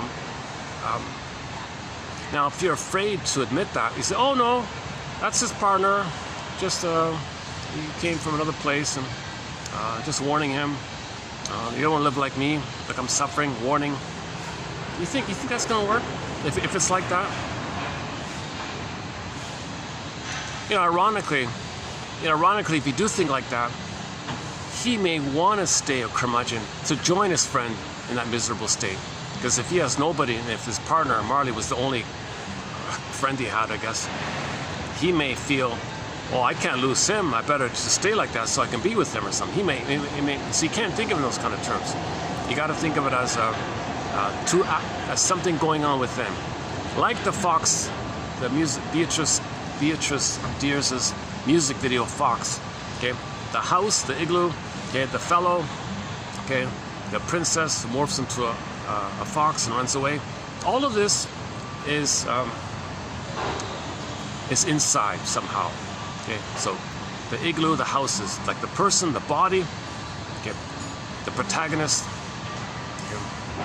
is you, and you want to have your feelings. The feelings is the princess, but the feelings ran away because he didn't respect his feelings. He betrayed his feelings. They showed it when he insulted her or something. You didn't respect her. You don't welcome me. You don't welcome me. What you said means you don't welcome me. I'm going to go away. So we want to welcome our soul. We want to welcome our feelings. Make room for our feelings. Have gratitude. And he did tear up when he had his feelings back. But then, okay, that's like one scene. Okay, it's like little snippets of scenes blended up. So you got another scene in the dream world. You got little snippets. It's very condensed in the dream world. So things are condensed like that. It's very efficient like that. So another snippet was, another scene we see how he betrays his feeling because he doesn't know that his mother betrayed his feelings. So his soul ran away. Now we don't see what, in the beginning of the video, we don't see. So what we don't see is what he would have to do to get the fox back, to get the princess back. So she disappeared, she poofed away, kind of thing. She's there, and she's out there somewhere. She just ran away quickly. Yeah, that image implies that it's really, really far away, that it's not totally gone. Yeah, that image then implies that the soul is totally gone. It's not like the soul is never gone. I think one way it could work is that the fox would run away up mountains and down cavern, far, far, far another place. And it might even morph into another animal. Now the guy can never find her. So he's got to, make a long journey. And Baba Yaga might be there. Go to the witch. She'll help you. And then he might meet Baba Yaga. Can I help you? What do you want? Well, I want to find my soul. Oh, you want to find your soul, do you? Baba Yaga. Well, can you demonstrate both and thinking? Or do you still think my greed or your greed? Adversarial thinking, jungle slogan thinking, my greed or your greed. Do you still think like a traumatized baby engaging in splitting? Can you resolve splitting? Can you find both and? Can you find the two sides of the story? Can you do vertical thinking, three-dimensional thinking, both and thinking? Or do you think in either or terms? Me good, you good breast, bad breast terms. Can you bring it together? Can you see something in the reality that nothing is either or like that? It's a both and. A mother is both loving and frustrating. As a baby, you couldn't handle that. Now can you handle it? Now can you handle it? So Bobby says, now can you handle your mother's a wounded human who didn't love you, but she's human. And so it's not goddess and demon stuff. It's just a regular person who's wounded. Can you handle it? So if you can show some kind of both and broader three-dimensional vertical thinking called the third side of the coin. Okay, go to our quotes from the classic TV show Route 66. The fifth one down, $25.99, but the third side of the coin. Some of the best quotes in our 10,000 collection come from the classic show Route 66. Okay, $25.99, 11 quotes from the show, the fifth one down, but the third side of the coin. I've referred to it numerous times. Those first 5 quotes are some of the best quotes in the whole collection. Can you believe it? From the old TV show. Some of the best quotes for healing are from that show. Can you believe it? So that's nobody noticed it. Nobody wrote it down. Nobody printed it out. No transcript. I had to handwrite it. The DVD I had didn't have subtitles, or I had to pause and handwrite it. It took me a long time. So those or whatever. So we have it now. We've saved it. We've captured it. Some of the best quotes on healing come from Route 66, which you'll find only here in 1001 Windmills of the Mind.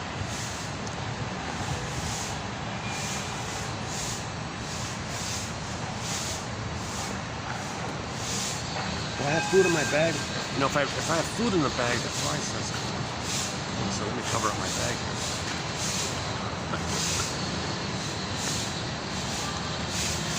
Hey, here's another cat. Oh my goodness. Oh, is that the same one? Yeah, that's the same one. Oh, somebody put a thing on him. Hey, I remember him. Remember him? Oh, somebody put a blanket. Yeah, he remembers Matt. We met him once before. And I pet him. And now he hangs out here. But somebody put some kind of dress on him. silly thing. I guess to say that he belongs to somebody, right?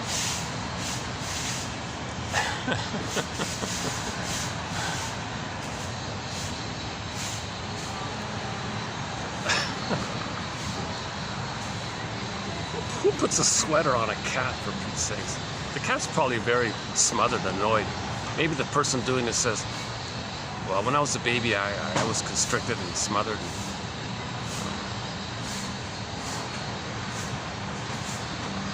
I bet you the cat would love to just rip off that. Or maybe, I don't know, maybe he likes it, who knows. Yeah, how does he clean himself if he's got the sweater on it? Well, yeah, I assumed it was a house cat, but now that makes it more clear, right?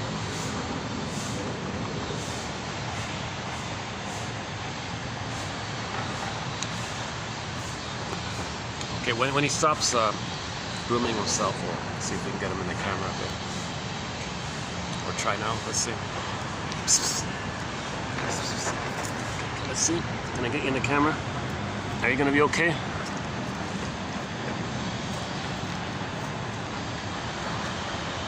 How's that?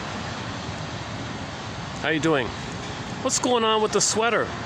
How do you feel about the sweater? Let you down? Okay. You want to go on a swing?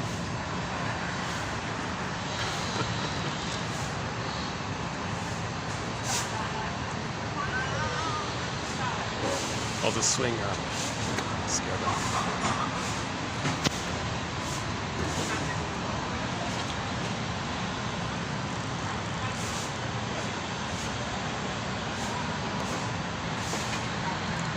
Oh, I shouldn't have put him on the swing.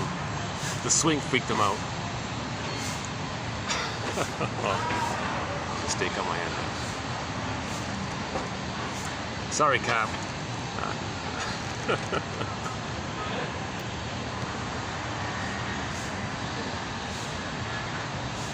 It's a treat for me to see the stray cats. This is a rare house cat this time around. Where are we here? So yeah, okay. So that quote about the Marley one,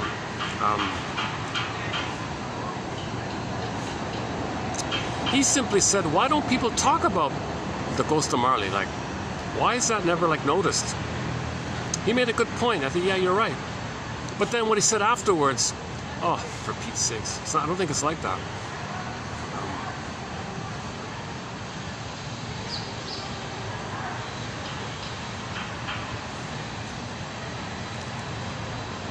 So it's a gruesome image. It's a sad, depressing, weighing down feeling. That's like, he means that's like regrets, that's like pain, psychic pain, something's dragging you down. Well, what's dragging you down is identification with the aggressor. Right? The mother wanted the baby to take care of her. That's dragging them down like that. It's a chain like that. Emancipate yourself from mental slavery. So when any person realizes that if they're not happy, like the Scrooge, the epitome of misery and unhappiness is the Scrooge, right? So when anybody realizes that they're not happy in any way, to one degree or another, he's extreme, then you look at the image. Oh my God. Yeah, what's weighing me down like this? Well, make I statements. Start with making I statements. Learn how to make I statements. That's one exercise. And then the chains will be set free. But really it's about mourning. Really it's about mourning. So once again, you got to do what Baba Yaga says. Can you find the third side of the coin? Okay. The next Baba, so he had several Baba Yagas. Baba Yaga is a symbol of nature, representing nature, about if you want to heal, you got to do some core things, some core tasks. Baba Yaga's kind of like that, right? Like the gatekeeper, so to speak. The gate. It's protecting you. You want to heal? Well, you got to do certain things to heal. I'm protecting you. If you fail, I push you in, you're rejected, or something. Different ways of doing it. In some versions, Baba Yaga gobbles the guy in one gulp or something. It just means like suddenly you pull down again. Earth opens up and gets pulled down. Different ways of doing it. So the first Baba Yaga says, can you show both and thinking? Can you be reasonable now? Can you be reasonable? Your mother is impaired. Can you get a broader story about your mother? Can you see her as a member of Homo Traumicus? Maybe look at her environment. Maybe she came from a place that was pillaged and plundered. Jesus Christ. And maybe she was traumatized from that and never had a chance to heal from it. So she's impaired. She can't love. You know, and maybe she thought she had a child to find love, so she was looking for love. Everything's love or a cry for love. Yes, it's so you didn't get love if she's so wounded like that. Okay, go to Bruce Springsteen, Independence Day. Oh, hang on. I can dig it up here. And since I'm online here, I can dig things up here. Give me a minute. Hold the phone here. Bruce Springsteen. Listen to the introduction the singer Bruce Springsteen gives to the song Independence Day. Sung in Toronto, actually. Bruce Springsteen, Toronto, Independence. Oh, here it is. Now, there's not much of a visual. The thing is in the dark. But listen to the intro. The audio should be clear. Listen to the introduction he gives to this song. He means like emotional independence. He doesn't mean physical independence. Yes, he says in teenager time, it's physical independence, but your inner conflicts follow you. How do you get independence from your inner conflicts? How do you get independence from those Marley's chains? Like, how do you get free from that? How do you be independent from that? So he says he updated the song with the introduction here. He did it by recognizing your parents as people. Hopes and dreams didn't pan out. You're startled, you're surprised that they're just people. Don't think about your parents only as like parents to a children. Think of them as like people, like your father's like a fellow, a guy, your mother's like a gal, and do the balcony and see the parents as two people relating to each other. With the distance of the balcony, and you look at your parents, oh my God, he's a wounded child, she's a wounded child, and kind of thing. So you see you're wounded, so you're going to be startled, surprised. Now you're moving towards both and thinking like that. So listen to Bruce Springsteen. This is 2016, 9 years ago. Independence Day. Fathers and sons, fathers and sons, fathers and sons. Independence Day was the first song I wrote about fathers and sons. It's the kind of song you write when you're young and you're first startled by your parents' humanity. You're startled by their humanity. You're shocked to realize Shocked to realize they had their own dreams, they had their own desires, they had their own dreams, hopes, and desires, their own hopes. and it didn't pan out. Maybe it didn't pan out exactly the way they'd have liked. Exactly the way they would have liked. Disappointed, And all you can see are the adult compromises but they struggled along. that they had to make. And you're still too young to take notice of the blessings that some of those compromises. And when you're a child, you don't see that kind of thing. You don't realize that kind of All thing. you can see is the world But there were some they benefits. seem locked into. But they were dysfunctional. Their desire to escape. And you want to physically escape if it's a dysfunctional home. Well, I had a simple setting for this song. He had a simple setting for this song. Just a late night conversation around the kitchen table. Now he's projecting the problem with the mother to the father. So that's called projection. But it's about the mother.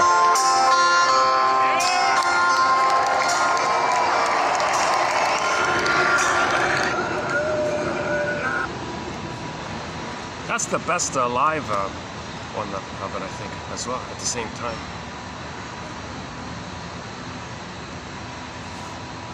I don't know how the audio came through.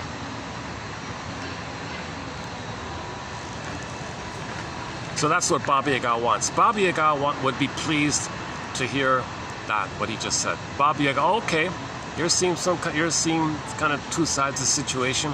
You're getting a broader, in-depth, broader, bird's eye, in-depth, vertical, three-dimensional perspective. Mother's impaired, still some blessings. So you still got some benefits. The parents did find some way to love, but they were afraid to know it, they were afraid to show it, but there was still some efforts on their end. But you don't realize it like that, maybe. Or you do the flip. You think it's all perfect and you don't admit the hurtful side. So you got to find the two sides like that. So that song, those comments kind of like both end a little bit like that. Back to Beatrice Deer. Her colleague Rosanna Deerchild says, the more I learned of my mother's story, the more of a person she became to me. See, we got to see our parents as people, even though our mother didn't see us as a baby as a person. Babies are human beings. Mother didn't see that. We got to see her as a human being who wasn't able to do that. So we got to see them as wounded like that. Okay, that's what Baba Yaga wants. So then you can pass to the next stage. Okay, then her sister appears, another Baba Yaga. Barbara Bly jokes, another Baba Yaga? Oh yeah, I've got a sister. Another one? Oh no. Now I got another Baba Yaga.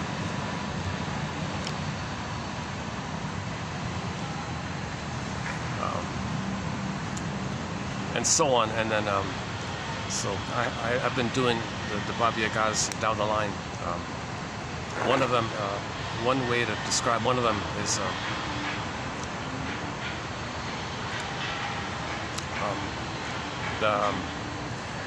I'm the second one. I'm kind of like filling in for the second one by borrowing the Twilight Zone episode called Saturday, based on a book that describes the healing journey in 7 parts, with the 7 parts named after the days of the week: Someday, Moan Day, Doomsday, Wound Day, Thorn Day, Free Day, Saturday. So then we enter that there and there. And then another Baba Yaga is, I believe, okay, that's good enough. So the Saturday, so the first one, just quickly, so Someday. That's this, okay, I can't play Pavlov's dog. Actually, they just released, somebody put out a radio concert, a live radio-only concert, studio concert, a radio broadcast concert of Pavlov's dog, 1975. The audio isn't too clear, but it's okay, yeah, that just came out. And 2 years ago, they did a concert in Belgium, I think. That's not too bad. And a few clips from a concert in Greece from last year, I think. Anyways, the band, the classic rock band Pavlov's Dog, they have a song called Theme from Subway Sue, originally entitled Someday Soon. Someday Soon, so someday. So the someday, in the repetition compulsion, we have this relentless someday hope fantasy that someday, if I just repeat and reenact the past and the present, someday I'll change the past, get mother's love in the past. Come on. There is time. Oh, there's time. Yes, there is. But the way out of it is to admit there's time. And the present isn't the past. But the amygdala doesn't know time. The amygdala that's driving this doesn't know time. So you're coming from the amygdala, and you're blinded by the amygdala. That's how physiology, famously known as amygdala hijack, takes over the person. And the amygdala doesn't know time. So now you're reaching for mother's love, disappointed. Reaching for mother's love, disappointed. So you recreate in a new situation the past, transfer the past to present, act it out, hoping to change the past, undo the past, get the love that was in the past. But no magical time machine's gonna come. So you have this someday thing that if you repeat, you'll change the past. Okay, you can have 20 lifetimes repeating the trauma with the mother. You never quote-unquote master. You never, that phrase mastering is kind of confusing. It's not like that. Paul Levi Russell explains it. Go to 2119. Okay, someday number 2 is maybe some symbol of mother. Maybe some pint of ice cream in the present. Maybe one of those pints of ice cream will translate to me being soothed and comforted by my mother in the nursing time. It didn't work, failed. I'll try again someday. Buy another brand. That one's on sale. Maybe that one. Go to the different store. Try different ice creams. Someday, some symbol of mother will be mother's sweetness and comfort in the past. Someday, I've got the hope. I've got this relentless someday hope that some symbol of love will be actual love in the past. Okay, doesn't make sense. Again, the amygdala hijack, taking over like that. Okay, someday number 3 is the anger one. So someday if I show up the mother, I expose her, I tell the world what she did to me, then maybe a magical time machine will appear and she'll say sorry and do it right. So how does that work? Well, in the Faustian deal, you treat yourself the way she treated you. That's called repression. You don't want to know the pain. When your soul is repressed, you project it. Okay? So now, to not know that you're hurting yourself the way your mother hurted you because you're loyal to her, you get some identity, you salvage a crumb of agency that you're going to do it. That's the Faustian deal that you've got. Another group coming in here. Let's set these. Okay. Oh, they were staring at the cat. Oh, I see. Oh, they noticed the cat when they're walking in. He's sleeping on the table. What a silly thing. It's so hot out. And somebody put a sweater on the cat. Maybe to make it clear it's a house cat or something. Maybe that's what they're doing.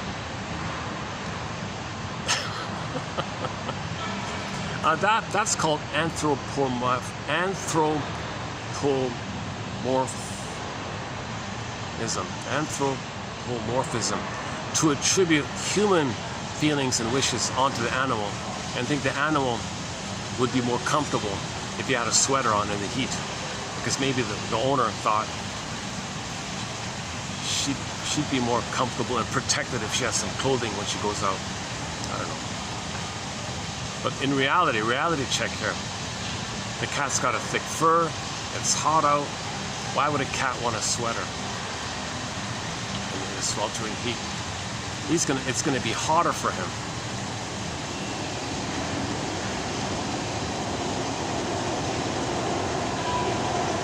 Yeah, if I didn't scare him with the swing, he'd still be here now.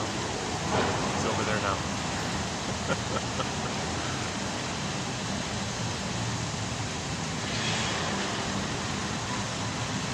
Okay, they're sitting way at the other end. Now that's the nicer section back over there. By the little pond, the pond with the swan. They got a pond with swans. A very nice place I'm in, by the way. This is a real nice place.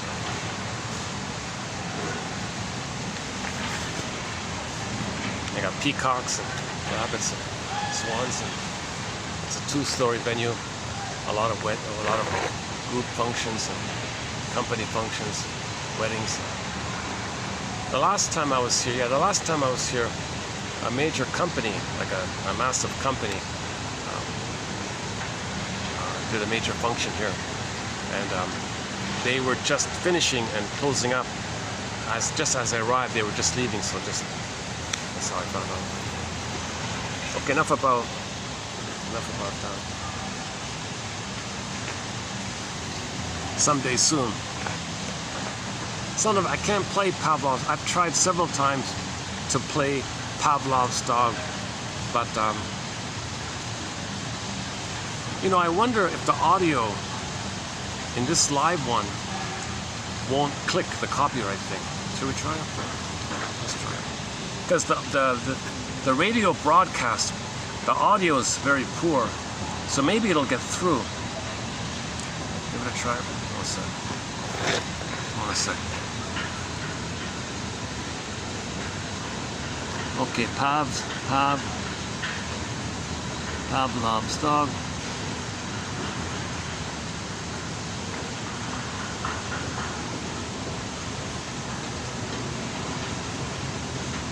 I think it was was it CBS or something? CBS Radio 75 or something. 75. Let's see. It's not too clear, but because of that, maybe we'll be able to hear some of it. Let's play a song called Epic. Yeah, here it is. Yeah, okay, so there's the front image. That's the band.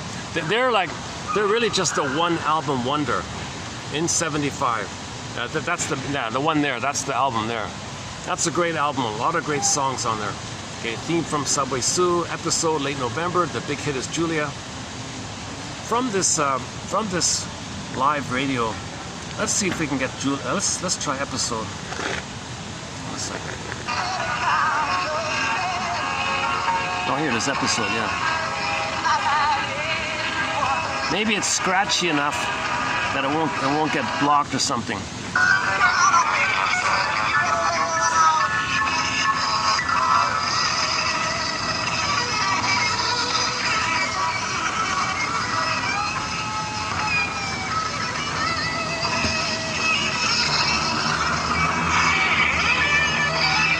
The one before it's not so good, yeah. Hang on.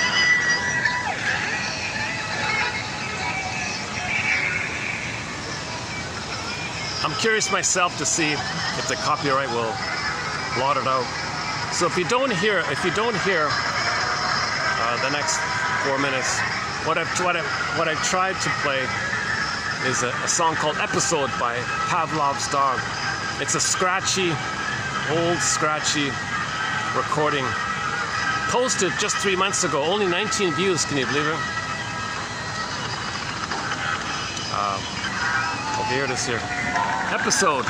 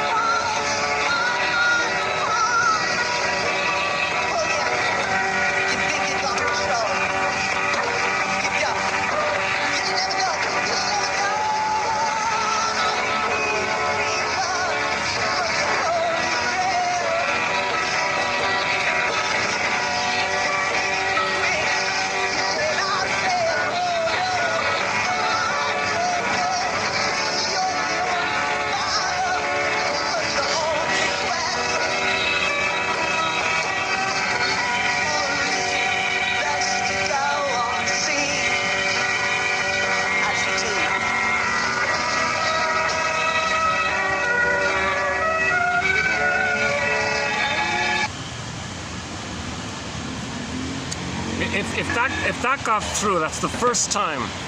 That'll be the first time I got through. So if you notice the skip just now, I tried to play a song by the classic rock band Pavlov's Dog.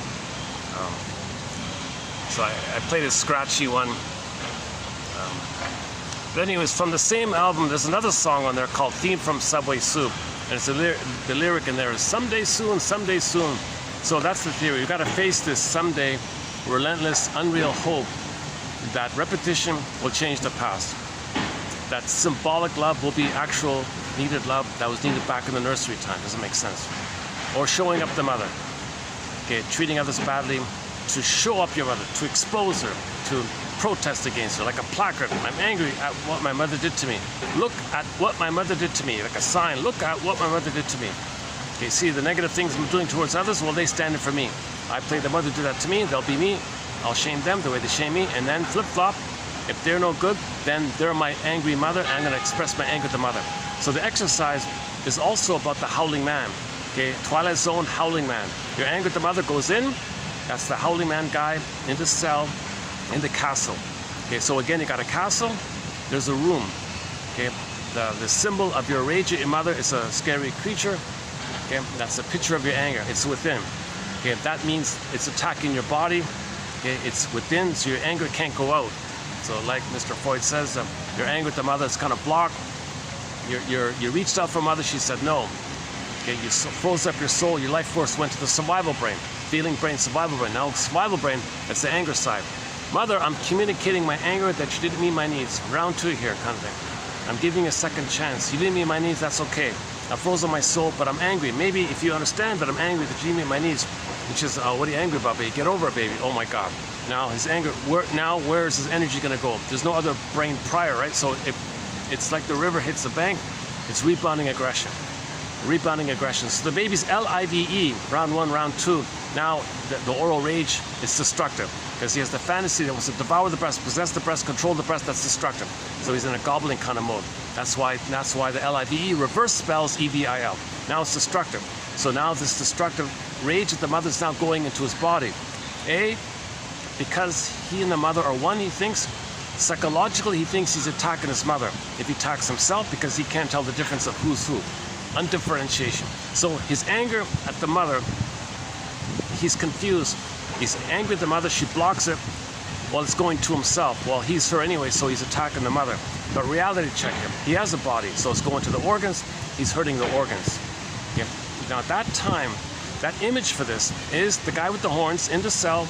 That means your anger at the mother's going into some organ system, liver, kidney, whatever. So that's a psychosomatic symptom.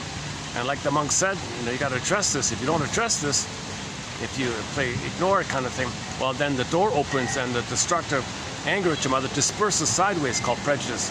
So how does that work? Well, find someone you think is you, okay, who's no good you, then poof, there's the mother who hurt you. Now your anger at the mother goes to the one you just shamed who just played you. Okay, that's the hocus pocus, auto-hypnosis, primary imitation, a myth and fairy tale. Things can flip-flop and morph, no time. Flip-flop, no times. At the same time, on another level, the one you just shamed is your mother who hurt you. Now you express your anger to your mother onto the one you just shamed, who was you just now. So that's why it's destructive. So you find some excuse. You're looking for an excuse. You're desperate to find an excuse to think someone's no good. Because if you can find some way to think someone's no good with your insult jokes, insult humor, dark humor, black humor, just say they're no good. Find some little fault, make it up, exaggerate it, coax it, prod it, see some way that they're foolish or something like that. Vulnerable, weak, foolish, anything. Then poof, there's your mother who hurt you. Aha, the one you just shamed is now poof, your mother at the same time. At the same time, they're you and they're your mother. Fusion, symbiotic fusion. So if they're no good you, there's your no good mother, your hurtful mother, who's hurting you and rejected you, and then you're angry at your mother. Now you open the door, the howling man image, your anger at the mother goes to the one you just shamed. So you're looking for somebody to think is you, so you can think that they're, at the same time they're your mother, so you express your anger at the other. You put a dash between the M and the O or mother. So you find someone as you, then poof, there's the other. That's your mother. So that's how you get your anger out of the mother. It's called. So blaming and projection, just look for excuse. You got to make it up. You don't care because you want to protect your body. You don't want all that anger towards your mother going to you. Oh my God, you go kaput. So you got to find some way to think someone is no good, you, and then poof, there's your mother, and now you express your anger at your mother, the other being the mother. So that's The Howling Man, a very good episode, Twilight Zone, season 3, I think, of the original one, Rod Serling, 1960 or something, 50s, 51, 59, 60s, well, somewhere in there, 50s or 60s, I forgot. Anyway, season 3 of the original Twilight Zone with Rod Serling. They just put up a statue of him. That's a great idea, yeah. A lot of the Twilight Zone episodes have a psychological message. Excellent episodes. A lot of them are duds, but 1 out of 10 are really gems. Really excellent. That one's pretty good. Howling Man, that's a good one. Take One Life, Furnished in Emotional Poverty, has a very good closing narration. Gabe's Story is excellent. That's in the top 3. Wong's Lost and Found Emporium, that's also in the top 3. Take My False Light, Please, another one in the top 5, let's say. And you got a whole bunch of others. So we've been talking about the Twilight Zone for the past couple of months. I'm not finished yet, so we'll be adding more episodes. There's some fun ones, just some lighthearted ones. But Can She Type, or Cat and Mouse. There's some more sillier ones. There's some very emotional ones. Actually, in the last video, I reviewed one of the most emotional ones called about the Doberman Pinscher saving the woman. That one there. Twilight Zone. Okay, so one of the Twilight Zone episodes is called Saturday. Okay, so now we don't see the 7 steps. We only see the conclusion, the Saturday one, right? Or the false self shatters away.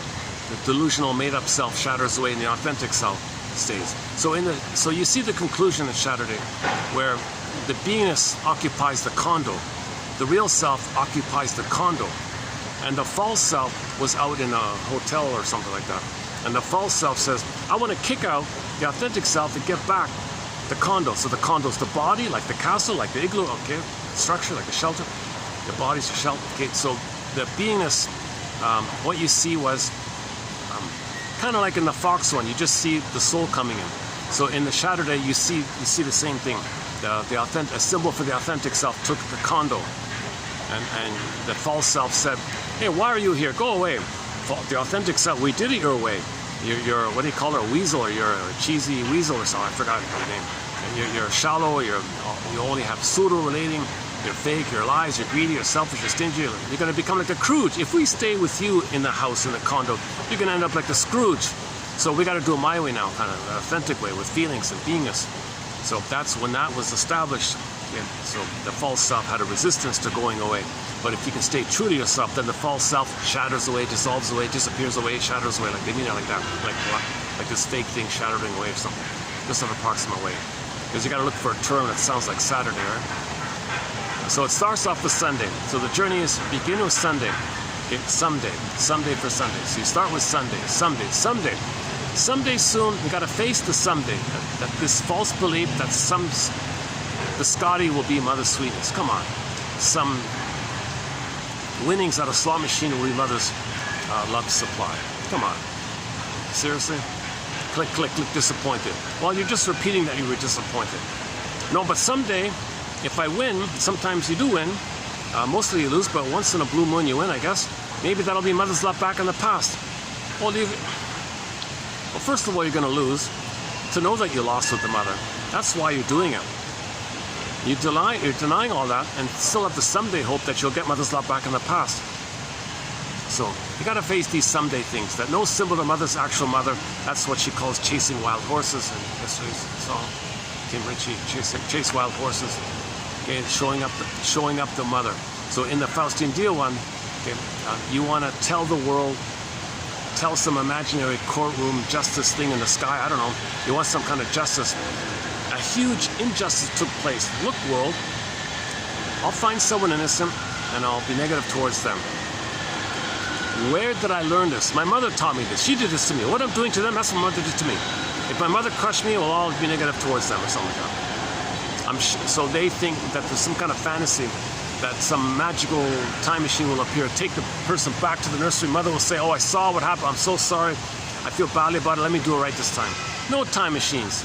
No time. But you have this someday fantasy. No, someday, if I'm negative towards people, if I'm cynical towards, I just got to find more insult jokes, more put-down jokes. I got to continue my anger at my mother. I got to continue. You can have 20 lifetimes being a cynic. It doesn't change And mother doesn't apologize, no magical time machine. So you gotta face these kind of someday issues.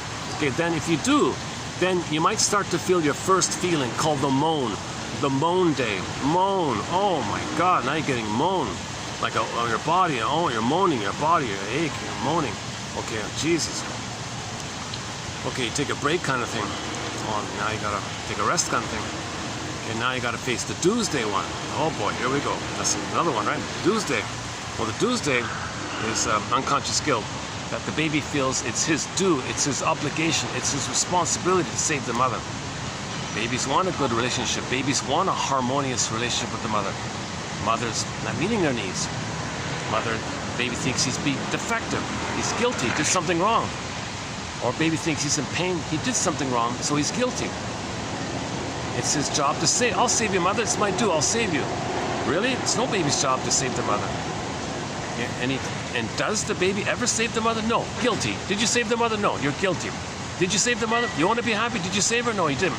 You can never be happy because you never saved the mother. That's the accusing finger of the Michelangelo. Okay, that's the constant reminder that you're guilty for not saving the mother. Why should a mother put the baby in a situation where the baby ends up thinking it's his job to save her? That's how disturbed and desperate the mother is. That's how much pain the mother is, how much entitlement and anger the mother is in to get her needs met. Baby, you meet my needs. You be the mother for me. My right. I'm entitled. I'm the center stage. I'm the wicked queen. Baby, you nurse me and take care of me. She parentifies the baby. Baby's gonna try. He can't do it. Fails. No baby can. That's the memory is the constant fail, guilt. So that's the conclusion. Baby thinks they're guilty. Unconscious guilt, unconscious shame, and guilt and debt. Like a dude, like Tuesday. Debt, dues, guilt, dues, debt, guilt. So all this debt, it means guilt. In German, guilt and debt are synonymous. It's the same word. So if he feels all this due because he feels the guilt of not saving the mother, the guilt that he's defective, the guilt that maybe he's in pain because he's being punished for doing something wrong. So we got to update this nonsense. No baby's guilty. No baby's a sinner. Oh my God, Jesus Christ. The babies make that belief after they're traumatized. They weren't born to believe that. They weren't born like that. After the mother hurts the baby, then he thinks that. He wasn't born that. Okay? So you got to update this thing. And then in the midlife audit, in the midlife examination period, in the hero's journey, second journey, in the life survey, the midlife, now you face this kind of thing. Oh my God. I think I'm allowed a modicum of beingness and happiness. Jesus, I don't have to spend my life like feeling like the ghost of Marley inside. Jesus Christ, mother, look what you did to me. I feel like look how I feel. Look at the image of the ghost with the chain. I kind of feel like that what you did to me. That's not fair, mother. I want to emancipate myself from this stuff. So you're allowed. You got to convince yourself that you're allowed some modicum of beingness and happiness, and you got to break free from this. Ties that bind, they call it. Mother was desperate. She was clinging. She had force. She's got all the power. She's a giant. You're a helpless baby. That's why it's so hard like that. So you can't be violent against your mother. You got to understand her, and then it's released freely, kind of thing. And you got to understand her. It's all about understanding, raising awareness like that. What a cynical comment. This morning, I saw a headline that says, People need to try a little self-awareness. Oh my God, I've never seen any of these propaganda, nonsense, frivolous, garbage articles. For decades, I've just ignored them. But just by chance, I saw a headline. People need to try a little self-awareness. It's a play on the song, Try a Little Tenderness. Try a little Is that copyrighted? So he played on that, try a little self-awareness. Okay, I'll click it. You got me curious. Okay, nonsense. It was just a hook. It just bombarded negative hate propaganda, all this hate propaganda, prejudice propaganda. This same old tired, arrogant hate. So he completely doesn't believe that the title. The title was a hook to, like a Trojan horse. Oh, you're a gift. Oh, really? That's an interesting idea. And then you read the thing. Oh God, you're hit with his anger and his hate. He doesn't even know that he hates his mother. He doesn't even know it. But he wants to get it out. He wants to attack the reader. He wants to hit the reader. And the reader's going to be him, innocent. Because when you read the article, you're innocent. I'm innocent. I want to learn. I trust. I failed you, I hit you. So he's treating the reader, deceiving the reader, hitting the reader to replay that when he was innocent, he wanted mother's love, he wanted mother's knowledge, okay, and then mother hurt him like that. So he becomes the herder. So he allures and rejects. To say that's what happened to him. As a baby, he was allured by mother and rejected. Okay, Emily Dickinson, a great hope fell. You heard no noise. The wreckage was within, O cunning child that let no witness him. So he doesn't have the witness. He doesn't know it. He's just repeating him. So the innocent reader is going to be him. He's the mother who allured and rejected. So you read the catchy headline, you're allured, oh, I'm allured. I clicked it, and then he hits you with some garbage, some hateful rhetoric, and some really typical, crude, really blindly patronizing, ignorant, violent, stupid. Oh my God, I can't believe it. But that was a catchy headline. I don't know, was that an AI-generated headline? You know, that was a catchy headline. Otherwise, no way I would have read any of those kind of things. Once I recognized, I just thought, Jesus Christ. I got fooled. Well, he's saying, well, I was fooled. I trusted my mother, she shamed me. I was fooled, I'm going to fool you. If I fool you, that's me telling you my mother fooled me. I'm showing out my mother. She fooled me. If I fool you, I'm trying to tell you my mother fooled me if I fool you. So he's trying to know his story. He doesn't remember his mother fooled him, so he fools others to know his mother lied to him. Okay? So he betrays you, he tricks you. He's trying to know because he doesn't remember his mother did those things to him. So when there's trauma, we repeat in an attempt to remember. That fellow doesn't remember. So he acts it out in an attempt to remember. He doesn't remember, so he acts it out. He's probably spent his whole life deceiving and doing that. He never has self-awareness. The irony is, the AI headline doesn't even read the AI headline. You know, he probably didn't even read his own AI headline. Maybe the publisher put it in automatically, so he didn't even read it. He put out this hate propaganda agent of hate stuff, and then later on the computer puts in a catchy thing, and then so he probably didn't even read it. But if you were to read it, hey, that's an interesting headline. Try a little self-awareness. Should I try a little self-awareness? A little tenderness? Try a little tenderness? That was a very catchy headline. Can we take it up? Okay, this is probably copyrighted as well. I don't remember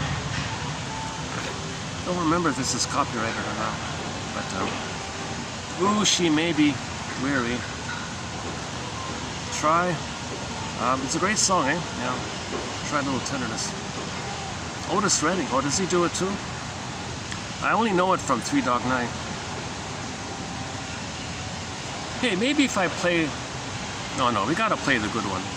And let's try Three Dog Night. Where is it? Oh, here we go.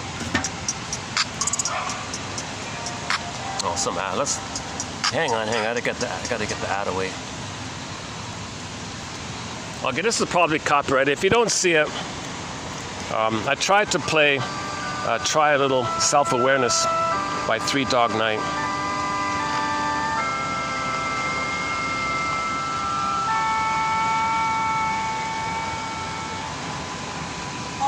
She may be weary. Young girls, they do get weary. Wearing that same old funky dress.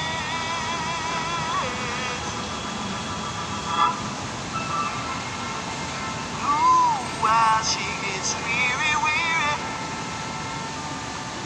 Won't you try some tenderness?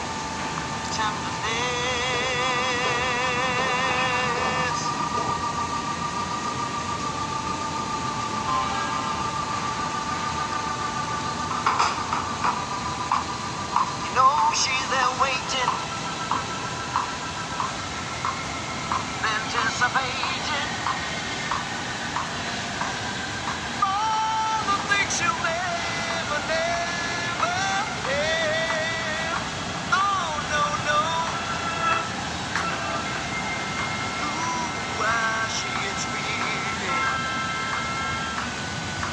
Won't you try, some tenderness?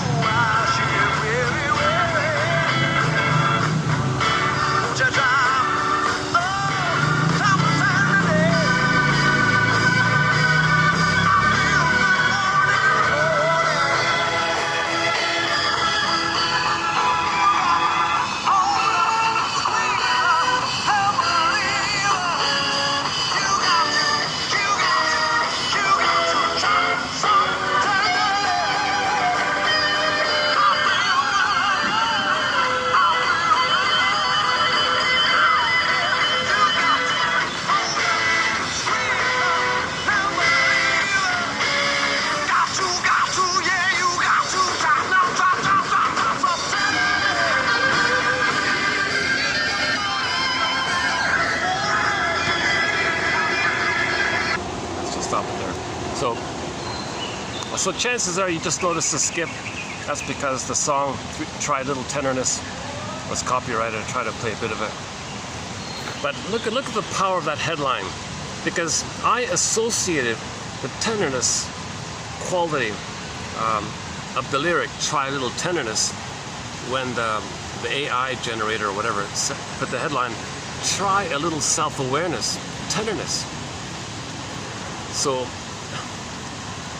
we're missing the tenderness, right? Or tenderness. So you associate the headline with tenderness. So you click it, and then he hits you with this patronizing, arrogant, violent kind of rhetoric, like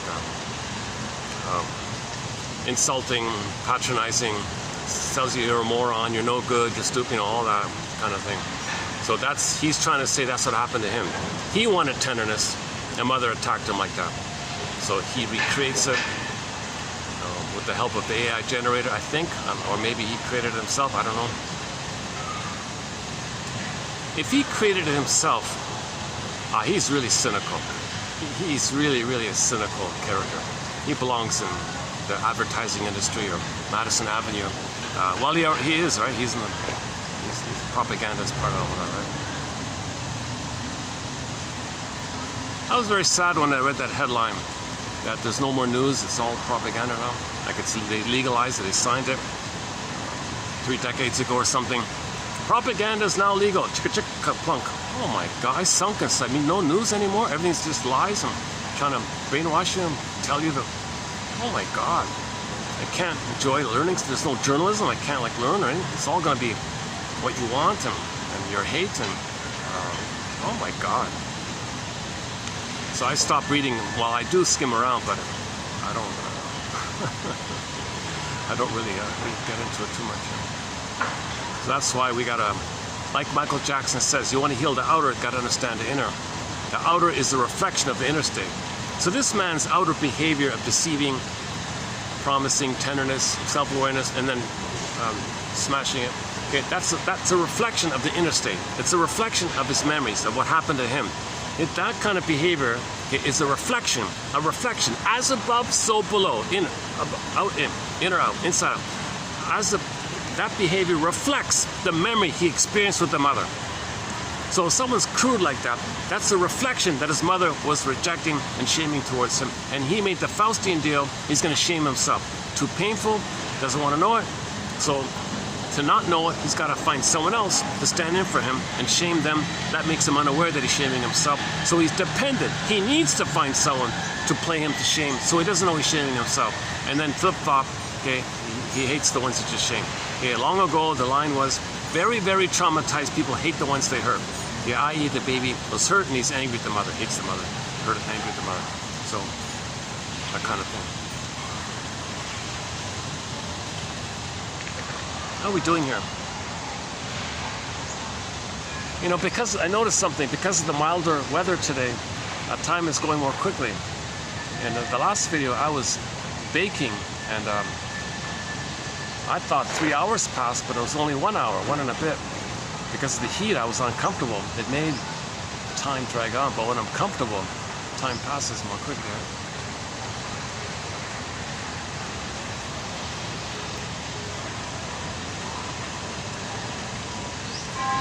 I don't think I crammed it as much as material that I usually try to cram in each video. So I missed a lot of material. I didn't do the stingers and the clingers, the Mahler's developmental process, the 18-month part. And then I didn't really get too much into the Faustian bargain one and the various different stinger personality patterns in that area. And then the clingers. So in other videos, you'll get more material about the stingers and the clingers, i.e. trauma before 18 months, and that's the Faustian deal one, more perverse one. The more benign one, or the more childlike one, is trauma post 18 months in the rapprochement phase. So there's a wealth of material about the stingers and the clingers. It's all centered around that 18-month point, the theory that at roughly at 18 months, the child has reached a place of reality that he's not a king and a god, that he's a person, mother's a person. But if he's traumatized, he can't reach that place, that he crosses over and now is filled with entitlement. It's all about him, can't see past the end of his nose, can't have empathy or feeling for others, he's entitled, got to receive. Everybody's symbolic breast a thing that he owns. If someone is not giving him, that's like the breast misbehaving, he's going to be angry like that. Narcissistic injury, narcissistic rage. And if that person,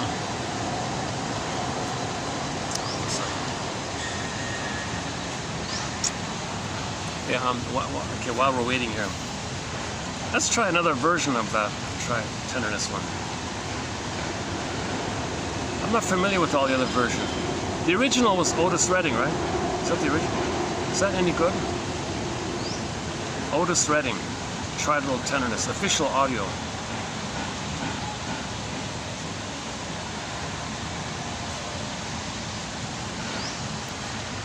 Is this any good? Oh. Hold on a sec, what's that? That's classified. Oh, here we go.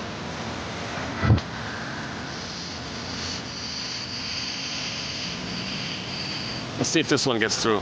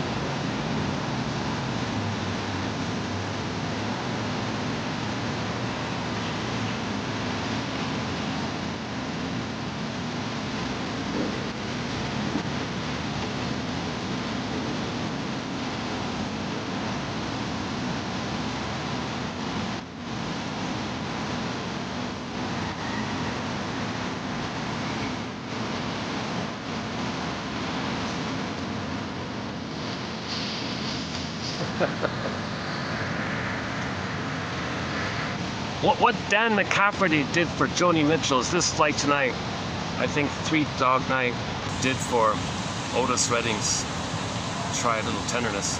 Yeah. So 3 Dog Night really has the best version, I think, or my favorite. So we're so let's do part 3 of our current topic, pseudo-intimacy. So if the baby doesn't have an authentic intimacy with the mother, because she's not in touch with her beingness, okay, so she can't love, the child ends up with a pseudo-attachment, a fake attachment, an insecure attachment, disorganized, unformulated, disassociative, anxious, avoidant, etc. So the baby doesn't have what he needs, an authentic, secure attachment. That's an imprint, that's a prototype, that's a trauma. When there's trauma, we repeat. So he'll search out for women or men like that to replay it. This could be with people, it could be with activities, it could be with substances, it could be with addictive trigger mechanisms, it can be something to represent or activate the repetition of that. So various activities, okay, shallow activities, clubs, many clubs maybe like that, the night scene or something like that. So that's the pseudo stuff. the point was, she was making the point that if there's an affair, let's say, that's because there was no authentic intimacy. There's pain there. Pseudo-intimacy is pain. You're trying to numb the pain with pseudo-intimacy, but the pain is still there. So you don't have the beingness, but you're looking for an authentic attachment. So the person might have an affair. Temporarily, there'll be a hormonal haze, but when the haze goes down, okay, they're still in the same kind of place. You're going to just recreate what you have. So you recreate it with the partner, you recreate it with the next one. So Miss, what's her name? Bonnie Whale. So yeah, that was 06. Okay, so the, should we take that quickly? So the key quote in 06 in part 1 was, let's see.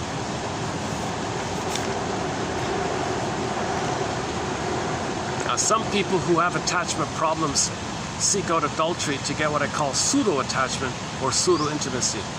The problem with the pseudo-attachment, the problem with the pseudo-attachment of an affair, however, is that once the hormonal haze of the intimacy wears off, there's no real attachment to keep you with that person. This is one of the reasons that so few people who have affairs leave their partner for the affair. Most people really want to create attachment with their partners, but don't know how. So they look for it elsewhere, disappointed. In other words, many adulterers were never attached to their mother. To the spouse. In other words, many adulterers were never attached authentically to the spouse, most likely because of unresolved issues from childhood. So it's easy to commit adultery. You're looking for repetition compulsion. It's easy because you're the compulsion to repeat. You were failed by the mother, you tried with the spouse, it builds up on you, you're still lonely, so you act out again. Still disappointed, but it anesthetizes you. It distracts you. It's a hope. Someday, you know, someday some mistress will give me the secure attachment that my mother should have given me back in the nursery. Doesn't work. The only way out of this curse is try a little self-awareness, and feel the truth that your mother failed you. That kind of self-awareness. Okay, emotional knowing. Try a little emotional knowing. Try a little emotional knowing awareness like that, not just cognitive awareness. They become infatuated with another person because they were never attached to the partner in the first place. So obviously, if they're not attached in the first place, they're lonely. You have to drive to repeat the disappointment. So you're searching, failed again. Searching, failed again. The person's just using a spouse as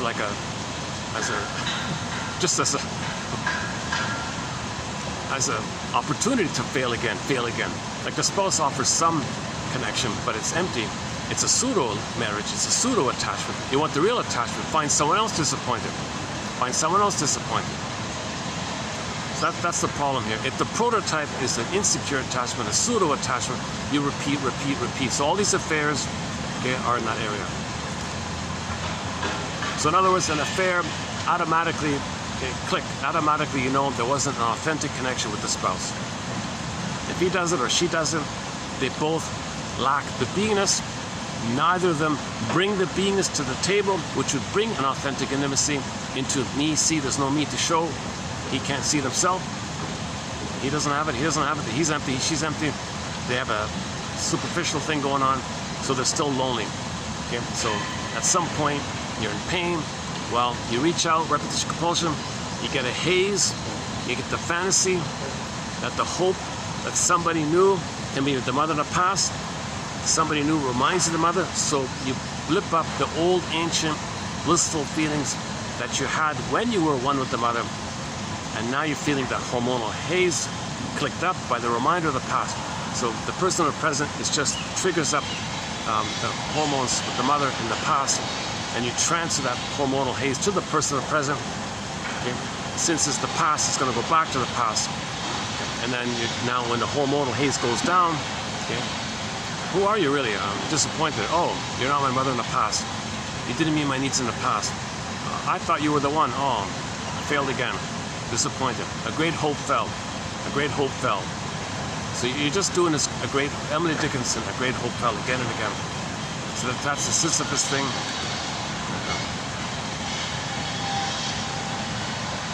They continue to seek the intimacy and attachment they crave by indulging in the pseudo-intimacy of an affair. Okay, and then we have other examples in this area.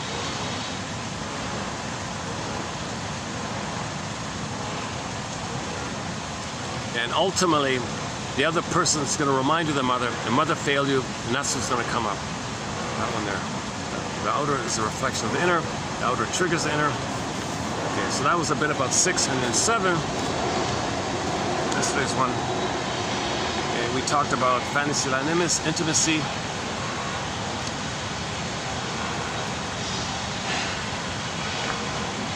Instant intimacy, counterfeit intimacy, lack of mutuality, lack of collaboration, lack of concern, the salesman idea, the silhouette. Okay, we took that one out. Okay. Many adults commit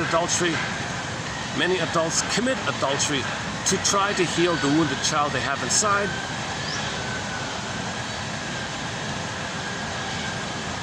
Okay, then things like, okay, then the one about if there was a marriage and your chemistry was at a certain level and then you lose the marriage, well, there was some safety in serotonin with the connection, even though it was unhappy or whatever.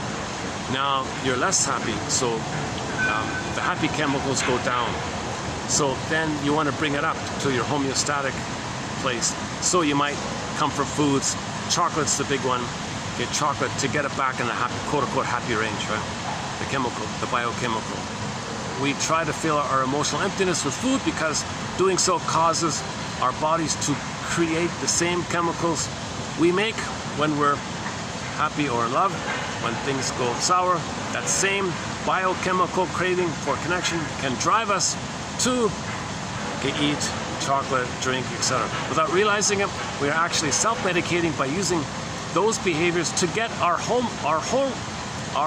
hormones and brain chemicals back into the happy range that we had during the marriage time. So during the marriage time, you had a certain stasis of serotonin or oxytocin. Divorce brings it down. How do you bring it up? Well, chocolate, food, smoking, but the pain could be smoking, chocolate, pain, smoke. So you might drink and then to get it up, and then the pain, then the smoke. The cigarette numbs the pain, then you drink, get it up, the pain, smoke, so you might drink and smoke. So you're doing this kind of thing to keep it there. It goes down, the pain, bring it up, goes to, so now you're in this hedonic treadmill to maintain that happiness. So the only way out of it is to identify and admit the loss, admit that you were safe and connected in the marriage to some degree, and that's gone. The fact that you're feeling the chemistry, unhappy, now you're feeling fewer happy chemicals, that means there's a loss. So now you got to admit the loss, and then if you admit the loss, you're okay.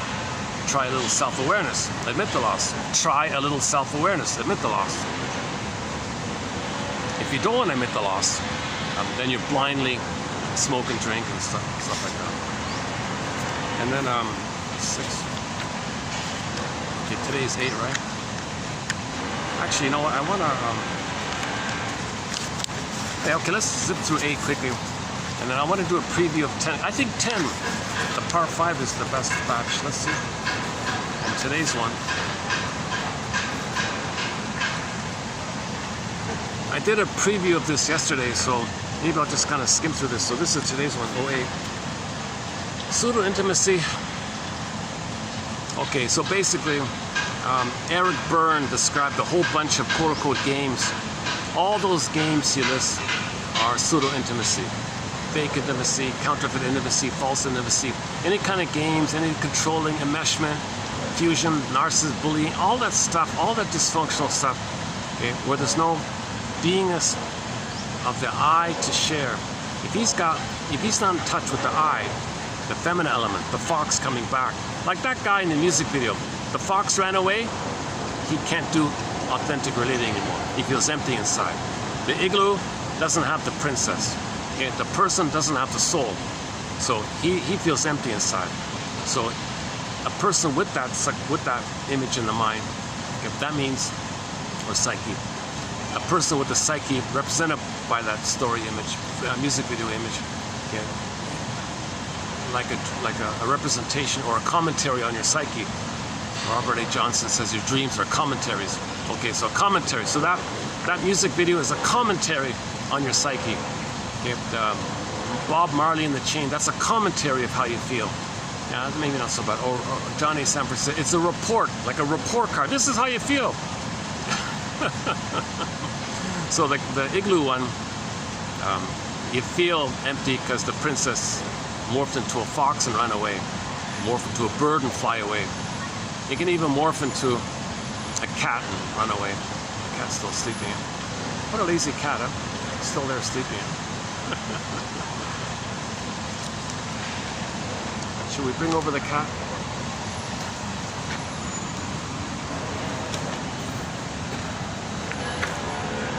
Hey!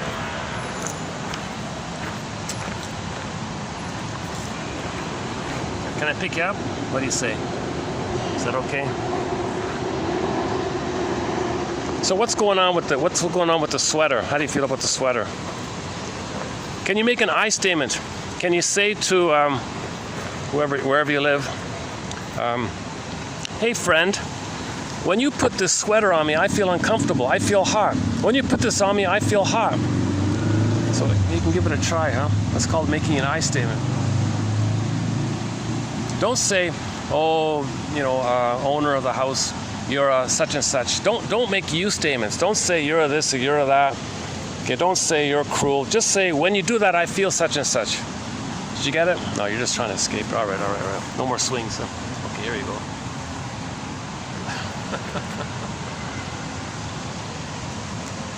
He was just sort of half awake. So if the cat could talk, it's better for him to say, friend, when you put the sweater on me, I feel uncomfortable. That's like a simple baby I statement, making it about herself. I feel uncomfortable when this thing happens. Instead of saying, oh, you're so mean. Why do you do that? You're so mean. You always do that. You're so mean. You're such a fill in the blank. And that's not helpful, because you want to make communication safe. If communication is unsafe, not much is going to happen. So when you make I statements, it helps to facilitate communications. When you make I statements, you statements triggers everybody.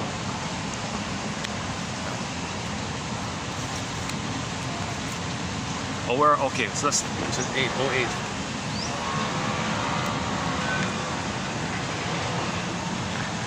Okay, so pseudo-intimacy is a substitute for the real intimacy that we're looking for.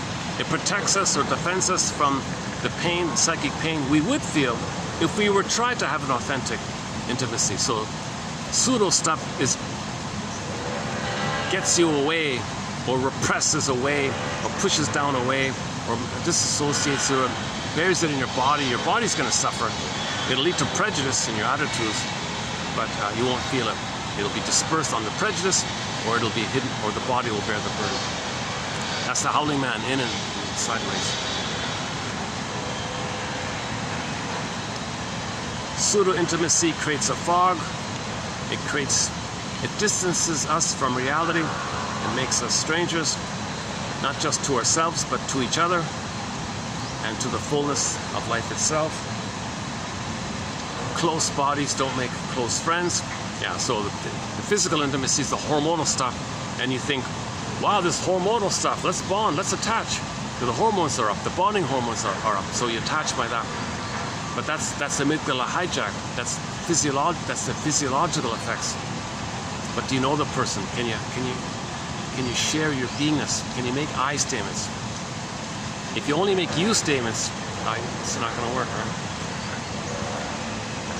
You got that, cat? When you go home, if you really don't like, say, I'm anthropomorphizing the cat. If I were to talk to the cat as if he could understand me, that's called anthropomorphism, attributing human qualities and traits onto the cat. The cat doesn't understand what I'm saying, but if I talk to him like that, that's called anthropomorphizing. That'll be a topic in the future. That's a tough one.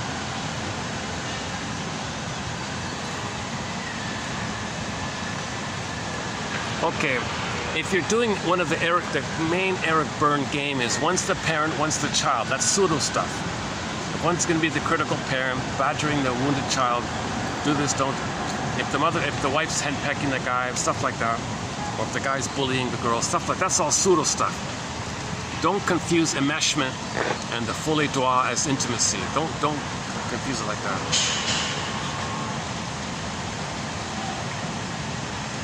Okay, the fourth one was about a lot of these kind of clubs, right? So a lot of these clubs, stylized, a lot of chitter chatter. The reason there's so much chitter chatter, it's to make sure no feeling comes up. So just push down the feeling with all this gossip talk. He said this, gossip, or innocuous topics about sports, okay, like at the tavern, like that. Or scandals or things on TV, or just parrot what other people said, or complain about the weather. This is all pseudo stuff. This kind of pseudo stuff, it's a diversion. Shall I compare thee to an onion? It ultimately goes down to trying to anesthetize yourself, numb yourself. So you're not trying a little self-awareness. So most sports clubs, bar clubs, all these kind of things, they're designed to engage in pseudo-intimacy, to have some interaction, but the interaction is a red herring to distract you, to numb you. So people go to the disco club, it's a similar idea. She said here, any kind of organized entertainment, it's going to ultimately be pseudo connection. Okay, there's one in here about the Don Juan, or the Donna Juana, or the wolf and the she-wolf. Also known as the libertine, the rude, the rake, the vamp, brother. I prefer Donna Juana. If we're going to say Don Juan, let's just stick with Donna Juana. Jesus. So that's all pseudo stuff.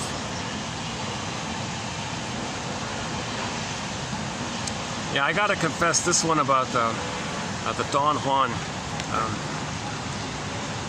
Whenever we talk about Don Juan, I gotta play Rick Santor's song called "The Rapper." Let's take up this one here. So I'll read you a quote about the Don Juan singer. I think we have several songs, but one of them is by Rick Santos. This is a bootleg, an unofficial live bootleg called "The Rapper." So he has his band, his twin brother, I think it's his twin brother, and another guy. The three of them had a trio in the 80s, 4 albums out. And then he has one album as a soloist. So Rick Sanders is sort of one of our musical voices here. And this is up in a little bar up in Sault Ste. Marie, Ontario, called The Rapper. Yeah, here we go. Watch out, ladies. Watch out for the Don Juans. So he calls the Don Juans the rappers.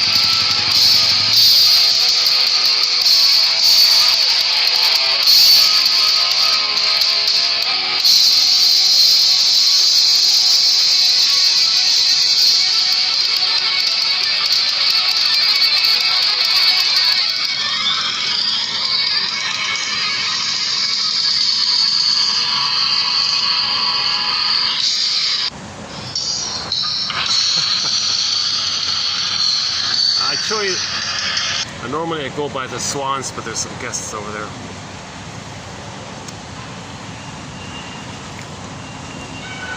Okay, so the Don Juan has identified with the aggressor, mother allured and rejected.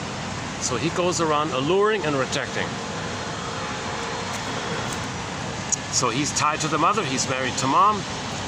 That's all pseudo stuff. Okay, go to the Twilight Zone episode called Cat and Mouse. The guy even says it. The Don Quixote guy in there. Oh, I can love and connect. I cannot do authentic intimacy. I'm a bona fide wolf, quote unquote, libertine, quote unquote. So I'm just warning you. She says, I'll change him, I'll fix him, I'll cure him. So he picks on lonely women for that. There is a type of male, human male, that has been known in various cultures at various times as a, okay, fill in the blank, the whole list there. Okay, Don Quixote, okay, Playboy, Rake, R-O-U-E, that's a new one for me, I don't know how you pronounce that, R-O-U-E, however that's pronounced. R-O-U-E, is that Rue or, one second, since I'm online I can check things, R-O-U-E, hold on a second. Let's see if they have a pronunciation thing here. R-O-U-E. R-O-U-E. No internet. Oh, my internet's out. Oh, suddenly my internet's out. Well, that's because I went over there, right?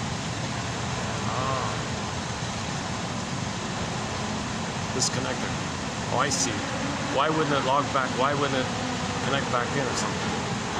Oh, because I walked outside the zone here. So, okay, well, never mind.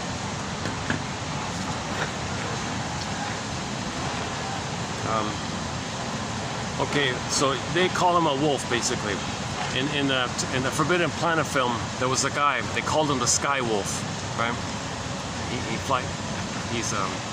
flies around to different planets. He's a Sky Wolf, they called him.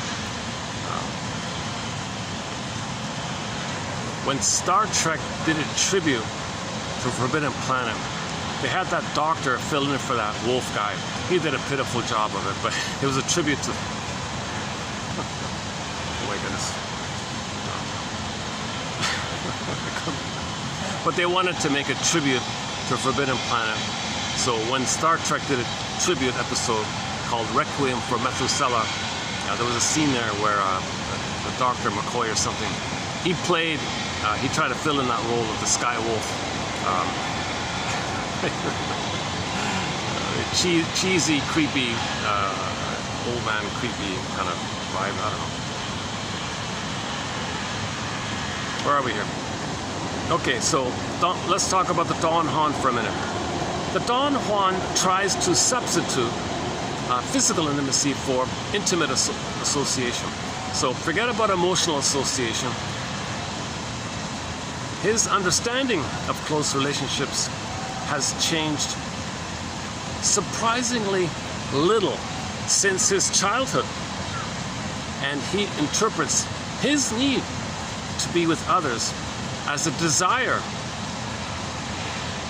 to return to the warmth and comfort he knew in his mother's arms. But he is a product of a culture that does not regard wanting to be cuddled and comforted as manly. Yeah, it's just this morning I saw an episode of the Newlywed Game. The question was to the ladies, dear ladies, what do you touch in your husband that really makes him angry? And you got to predict how he's going to answer. So one lady said whatever it was, I forgot.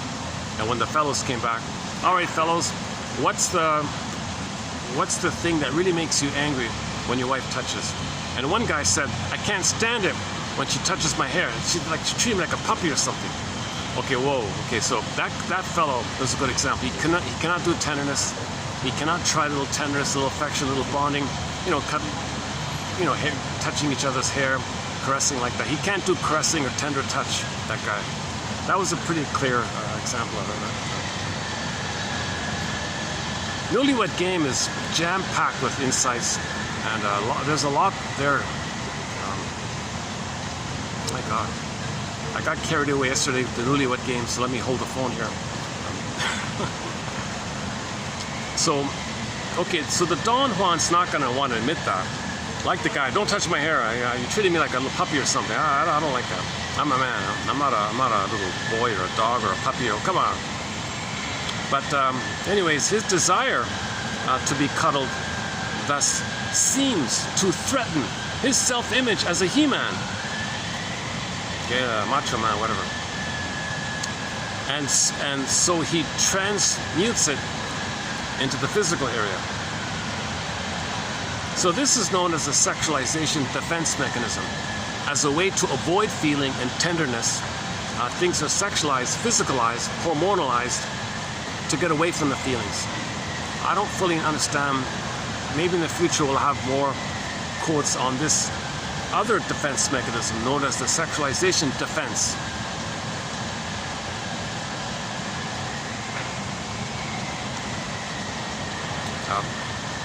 Okay, where are we here?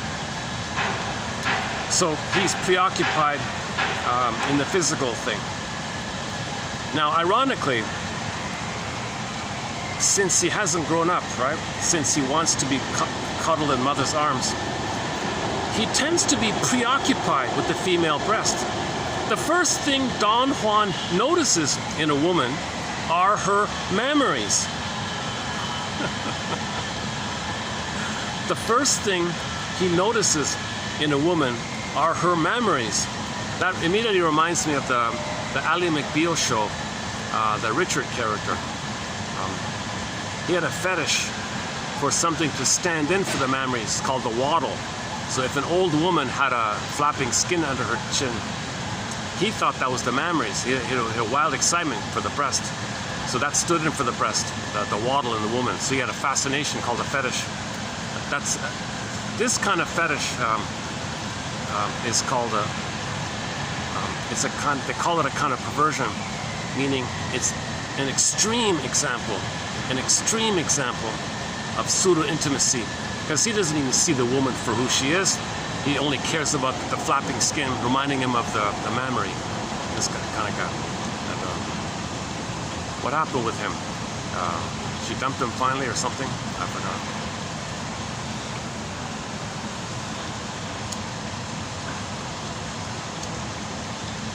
Okay, some Don Juan clients are surprised to learn that the breast is not a sexual object in many societies, including the famous bare-breasted cultures of the South Seas.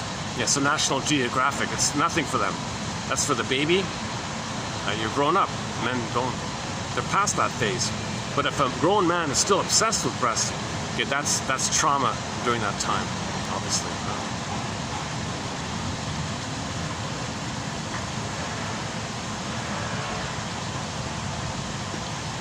Maybe if women are traumatized, maybe they get the operation thinking they can have it. Plus, it's power over the other fellows looking for it. Seduction has power. But they're looking for mama's boys if they do that, right? I mean, they're looking for playboys for that. But they don't care. They want the power to reject, allure, reject, allure, reject. So the girl with the plastic surgery, let's say, maybe one part of it is it's a chance for her to allure and reject. Allure and it's an inherent rejection. There's no authentic touching there, right? It's just a ball of jello or whatever. I don't know, silicone or whatever it is. Rubber, is it rubber? Synthetic rubber? So whatever. Petroleum? I don't know what it is. Yeah, petroleum or something. But she thinks, oh, that's okay. That's okay. I can allure them because all these guys were traumatized during that time. I'm gonna lure them. It's nothing for me. It's just a ball of jelly or whatever. But that hooks them in. I'm not emotionally connected. And that's my power. Seduction has power. So a lot of women want power. They use seduction as power, like that. Now the Don Juan, the power he wants is to allure with his charm or whatever, allure the girls and then reject them. She does the same thing, allure, reject. He allures, rejects. So So the wolf and the she-wolf often attract each other. They have a big fight and break up.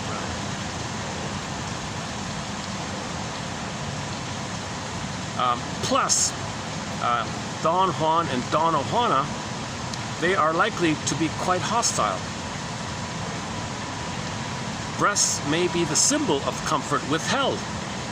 Yeah, so Don Juan, let's say, is attracted to the breast, but wait a minute, my mother rejected the breast, I'm angry at her. So he's attracted to her, but he's angry at her. So that's why he can't stay with her, because the culture says he can't connect like that, but he's attracted like that. But if he stays with the woman, he thinks he's going to be engulfed, smothered by the mother, because he didn't leave that place. So Don Juans have a fear of intimacy because they think the partner's going to engulf them and smother them, control them like their mother actually did.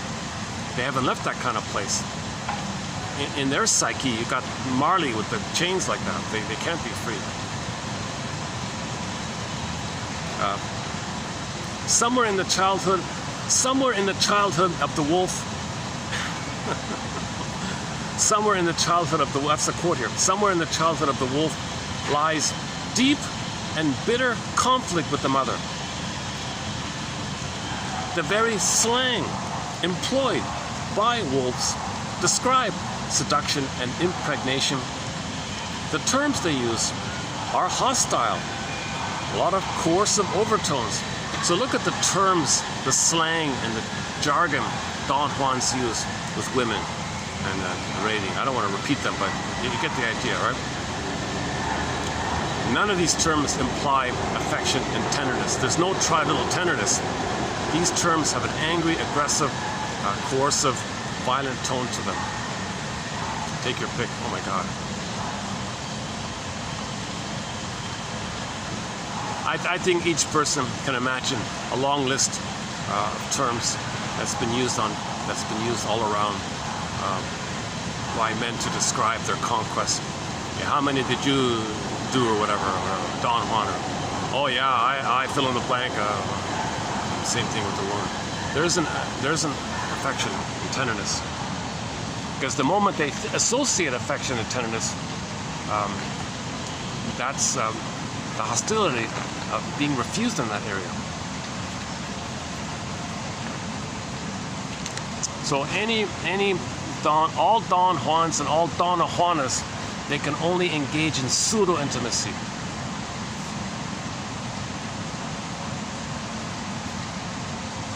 Repetition compulsion. Allure, reject. Allure, reject. So he allures, he rejects. Donna Juana allures and rejects. Similar idea. I feel like I'm missing something. Another example of pseudo-intimacy, you'd think that people who worked together in the same department, like 9 to 5, every day for decades maybe they'd have intimacy. Not necessarily. They may know a lot about each other, but they might not care about them, even though they know about them. So just the confinement of the workplace doesn't automatically lead to authentic intimacy, because once again, you need a beingness for that. If they don't have a beingness, so what? You put them in a closed place for 2 decades. The beingness is still missing, so they don't care about others. You need a beingness to care about others, basically.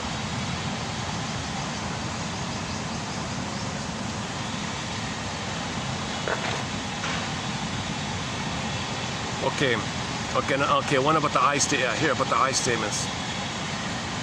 One guy said, "I can't make an I statement. I can maybe guess about people according to the clothes they wear or the car they drive. That's the closest I can get to knowing people. I can't communicate."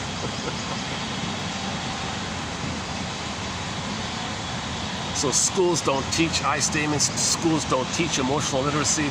Schools do not teach the language of emotions or feelings. So most people end up talking about their car or sports or whatever.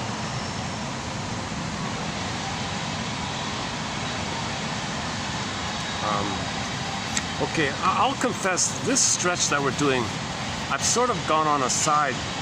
I'm kind of in the middle of a detour, a 5-video detour of finding out what self-help authors say about this phrase, pseudo-intimacy. Most of the material is the more analytic jargon, projective identification with the aggressor, translogic. So this is sort of more from the self-help kind of area. So I feel it's a little fluffier. It's not as precise as the other stuff. But I still want to explore this phrase 6, 7, 8. So tomorrow's 9, right? We did a preview of 9, right? Projection. Oh yeah, the one about. Oh yeah, here's that one. Oxytocin, the bonding hormone secreted by the pituitary gland. The cat's still there, right? Yeah.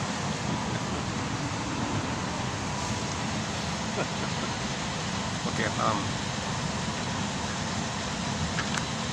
So he forgave me for scaring him on the swing, eh? He came back. The cat came back. I thought he was a goner.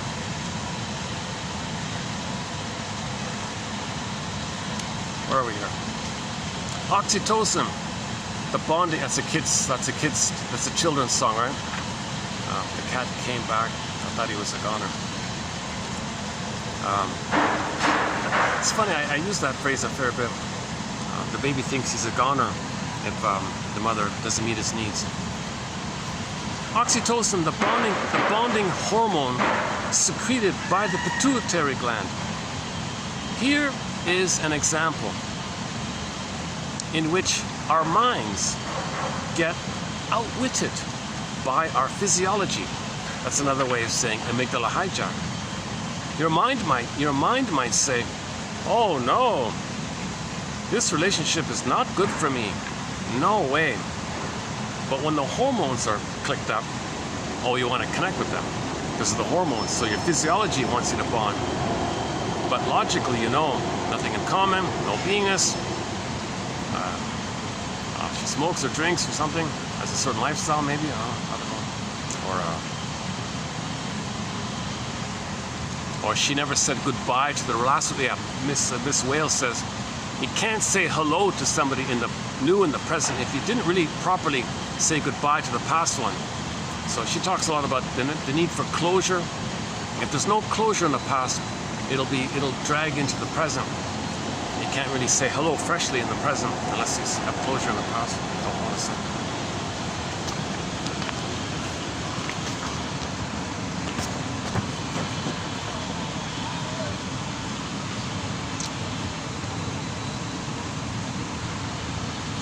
Okay, a feeling of, is that all there is?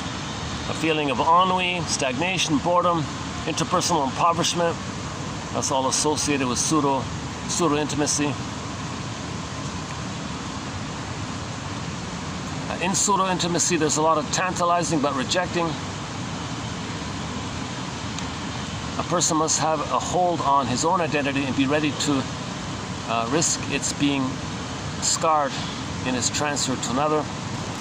So you share your vulnerability. We're all wounded. You share your wounded authentic self. She shares her wounded authentic self. You validate each other's feelings. You must have a very good reason for feeling this.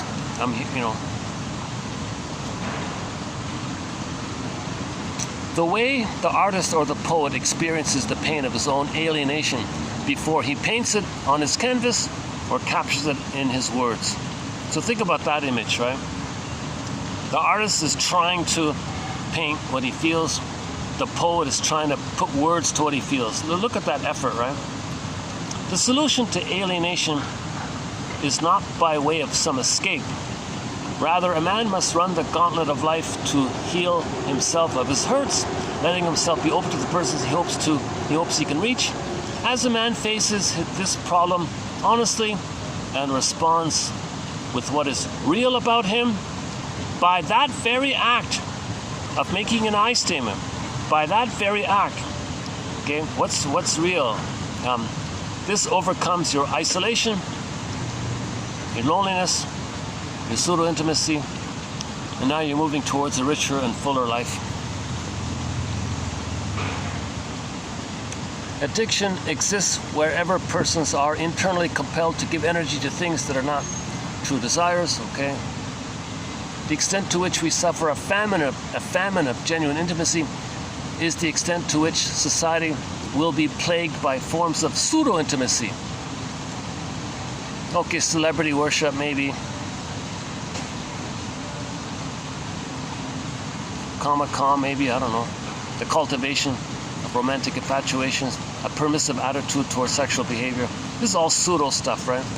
Short-term relationship, that's pseudo stuff. If you're not sharing your authentic self, it's going to be pseudo. The pseudo is a defense against the authentic. But the pseudo gives you an addiction of the hormonal haze.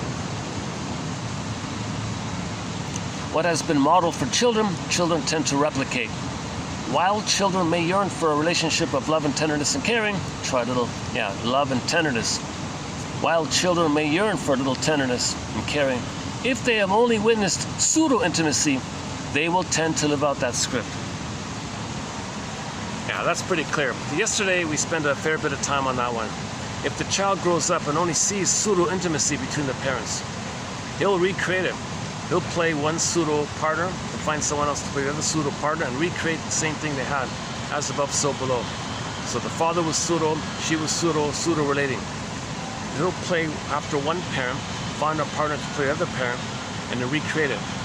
Usually if the firstborn's a daughter, okay, she'll marry a man like the mother and recreate in the present a pseudo repetition of the pseudoness that took place in the childhood. Recreates it. She plays one parent, another person plays the other parent. So she'll play the father's side and find a man to play the mother's side. So in effect, she marries a man who reminds her of the mother. That's the firstborn, is the daughter. Secondborn is flipped. Whatever the third is, the fourth will be flipped due to genetics. They say it's kind of flipped like that. If the firstborn is a boy, he'll grow up and marry a woman with the personality of his father. So he kind of plays like the mother role, finds a woman to play the father one. But if in the original state, the parents were pseudo, then what they recreate will be pseudo again. If the parents are opposites, in the present it'll be opposites. If the parents are alike, the present will be alike. You recreate a reflection of the imprint, the couple imprint, as described by Ann Teachworth, discussed a fair bit in the last video. For more on this point, check out the last video. Okay, now let's do a preview of 10. I think 10's got some good ones. Let's do a preview of 10 here. One sec. How you doing, Kat? Oh, he's asleep. Let's just take a short musical break here. Let's see, what time is it? Oh, hang on. Still recording? Oh, battery only 27%. 456. Oh, son of a gun. So I've only got maybe 20 minutes, roughly 20, to be on the safe side. So I gotta close this before the battery shuts out, otherwise I lose the whole video. So let's wrap this up in about 15 to 20 minutes. Well, let me just take a short little musical break here.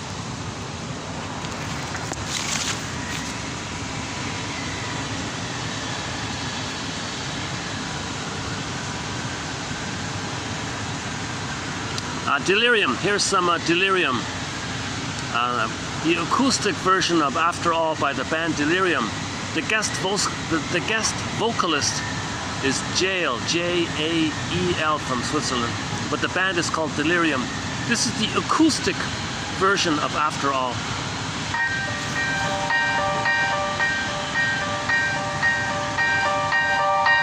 She knows the voices in her mind. They tell her to leave.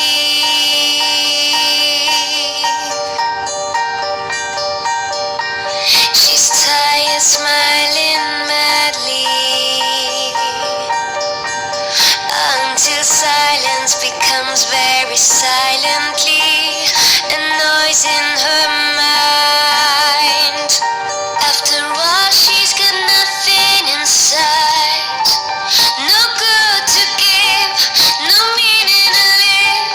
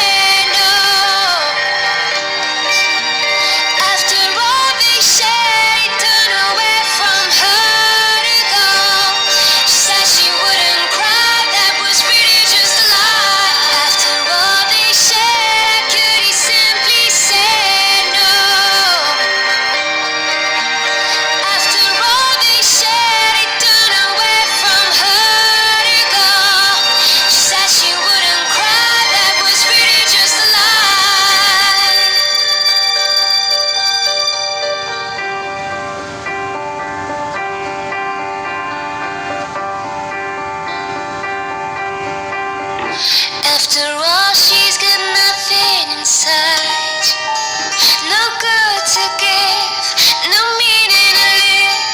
The mist engulfed tonight. Everything all stop. After all they said, I could simply say no. After all they said, he turned away from her to go.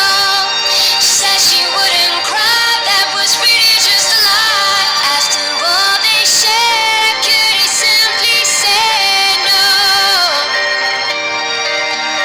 After all they said, he turned away from her to go. Said she wouldn't cry, that was really just a lie. After all they said, could he simply say no?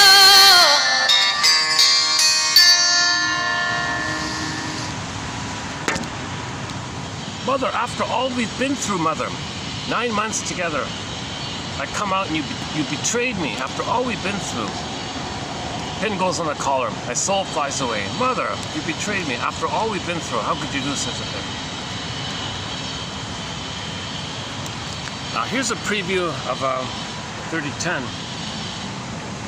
Sometimes a Don Juan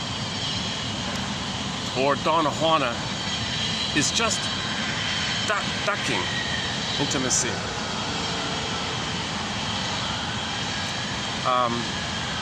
But in a small proportion of cases, these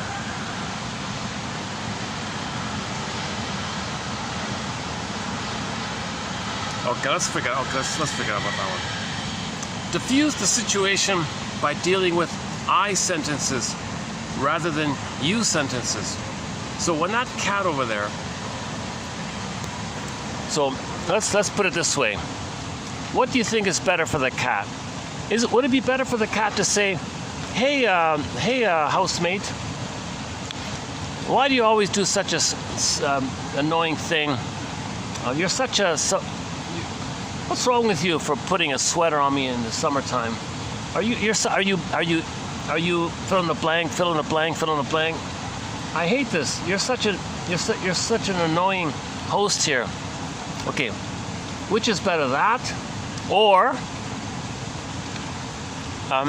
dear condo mate or housemate, whenever you put a sweater on me, I feel uncomfortable.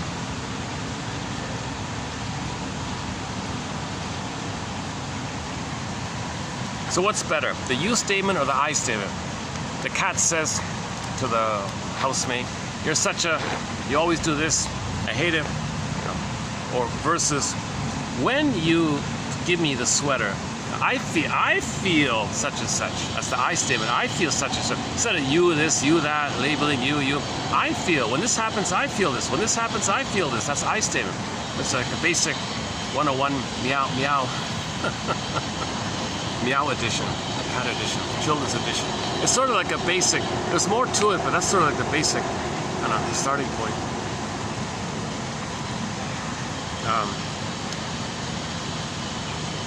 Again, diffuse the situation by dealing with I statements rather than you statements, you sentences. You sentences or blaming and labeling leads to the shutting down of communication. People hear better when they're not being attacked. Quote, the wife said to the guy, to the philandering husband, I feel insecure, darling, when you flirt with other women at parties. Okay, so when you flirt with all the girls at the party, I feel kind of insecure now. I feel scared. When you chat up all the girls at the party, I kind of feel scared inside. Okay, so what's better, that or you fill in the blank? You always, you're such a, and you always make a fool out of yourself at every party we go to. What's wrong with you? So you want to keep the communication as safe as possible. As safe as possible.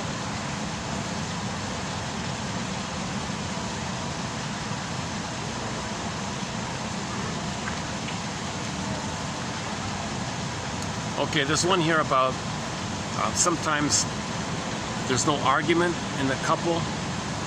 They think there's no conflicts, everything's okay, and then boom, he has an affair. A large percentage of affairs are desperate, dysfunctional efforts to keep a relationship going. Quote, well, if I can find what I don't get from my mate, if I can find what I don't get from my mate, if I can find what I don't get from my mate elsewhere, I won't have to break up my happy home, he says. Okay, hold the phone here. Many of the peacekeepers of couples who sidestep conflict at any cost, no matter what happens, they delude themselves into thinking that a polite marriage is a happy one. When his wife, Winnie, told him she was involved, when his wife, Winnie, told him she was involved with another man, for example, Tom said in astonishment, I don't get it. We never fight. I thought you got everything you want. You never told me you were unhappy. That's precisely the point at which I tell them it's time to start talking, even if it leads to a clean argument, making I statements. So that's called clean. She calls it clean verbal pillow fighting, I think. Verbal pillow fighting or something, like clean anger, but it's clean, you don't hurt the person. Verbal pillow fighting. Infidelity often hits hardest at marriages that are the most tranquil on the surface, the kind where voices are never raised in hostility. So everybody's passive, let's say.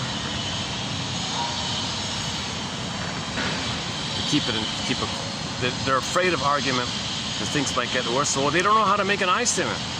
That's why. If you learn how to make an I statement, you get closer, you get intimate. If you can't make an I statement and you say nothing, people are lonely and someone's going to have the affair. So the marriage has a pseudo-intimacy if it's just some kind of, everybody's silent like that. If you don't know your mate's needs, fears, disappointments, he or she may turn to an affair as a cry for help. No. Although women are more likely than men to reason in this way, often one partner goes along with seemingly docility for years, storing up resentments. Unfaithfulness may be an effort to provoke a fight, maybe the first and much needed fight of the marriage. So maybe if they have a good clean fight, verbal pillow fighting, they might, things are finally set, right? And they get closer after that.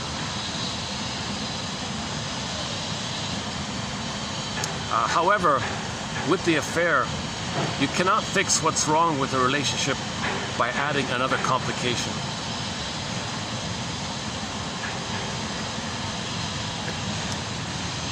You'd never cast Dina as a femme fatale. She's plump, 40-ish, and cheerful. She radiates motherly warmth. So here's a guy, that was just her allure for this guy, a 50-year-old lawyer who had been having an affair with his paralegal for several years. In therapy with his pretty wife, Sheila, he confided that he missed the affectionate love his mother had given him, which had compensated for the coldness of his demanding, philandering dad. Not so coincidentally, here's the key one, here's the punchline. Not so coincidentally, Sheila's own aloofness Okay, Sheila was aloof. She was pretty, but aloof. She was cold. Reminded him of his father. You see?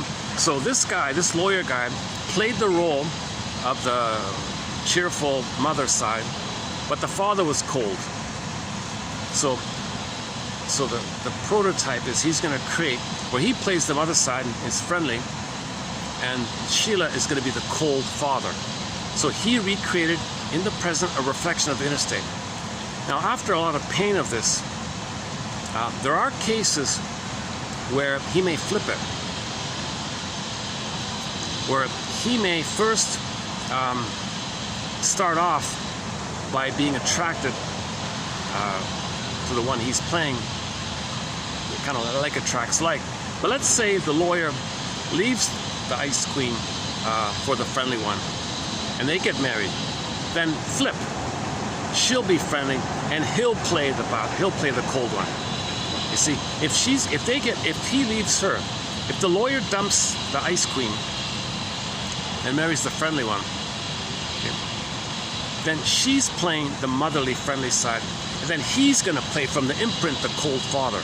So he'll be the cold ice queen if she's going to be the friendly one. But there's a little transition like that. Without mourning, you role play after one parent and find a partner to the other parent. Now sometimes, in some cases, it can be flipped. So in the first marriage, he plays the friendly mother and finds a woman to play the cold father. Okay. He may flip it. In the next marriage, he may play the friendly mother. Oh, so he may play the cold father and find a woman to play the friendly mother. Let's say he hates being the cold father. I want to be the friendly mother. Then he'll find a cold woman. See, he's got an imprint. You got to identify this imprint. As above, so below. Recreating is a repetition because you're frozen with the imprint. You recreate to identify the imprint. As above, so below. So he's recreating to know the imprint. So the way out of the imprint is the 3-chair exercise. It sounds silly, but I very highly recommend and teach through this book called Why We Pick the Mates We Do, and read about the 3-chair exercise where you role play healthy parents. You role play your own parents as being healthy with the 2 chairs. And you do that for a while and things will change like that. So there's another example, right? The father was cold. He married a woman who was cold. So I'm going to assume he's the firstborn. It's not a perfect formula. She said 75% of the firstborn males will take after the mother and marry a woman who takes after his father and recreate it. So they recreated his childhood. She's the dad, he's the mom. They recreated it. They play those roles. Her jargon is, oh boy, the role model. The mate role model, the mate, you're going to role model yourself after one parent. That's the role model mate. And the role model for yourself, sorry. And the other one is the role model mate. So Sheila is the role model mate. And he role models after the mother. And Sheila is the role model mate because his mother chose a cold guy. He's the mother, so he's going to choose a cold one. So he'll choose a woman who's cold. Nothing to do with gender, but personality stuff.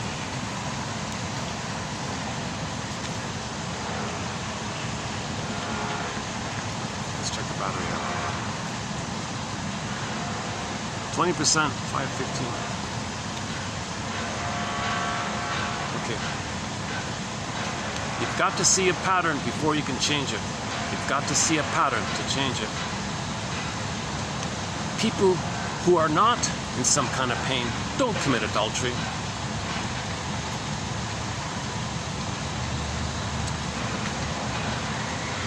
Okay, so obviously people who have affairs don't have self-esteem, they don't have self-beingness, so they have affairs like that. In some cases, some people never get married. They only have pseudo-intimacy because they don't feel they deserve anything beyond a pseudo relationship. It's a sign of trauma. Okay, this next one This next one is a good one. The 6-pointer here.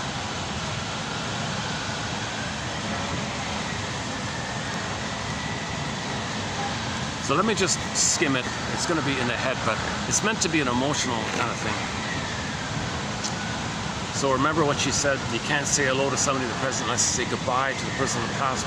So how do you say goodbye to the divorced one or something? So if there's a divorce, there's got to be some kind of ritual, some kind of process, closure, whatever you want to call it. There's got to be some kind of process where you admit the ending.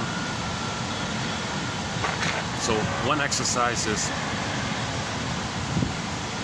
oh, this is the affair one. Okay, if there's an affair, her book is called Adultery, the Forgivable Sin. I haven't read all of it yet. Okay, so let's say there's an affair. He's caught, let's say the fellow. I caught you. You betrayed me. You're the betrayer. You betrayed me. Okay, now what do we do? Now what? Okay, number one. The betrayed, here, just an exercise, role play. Gestalt. Like a theater, like a workshop kind of thing.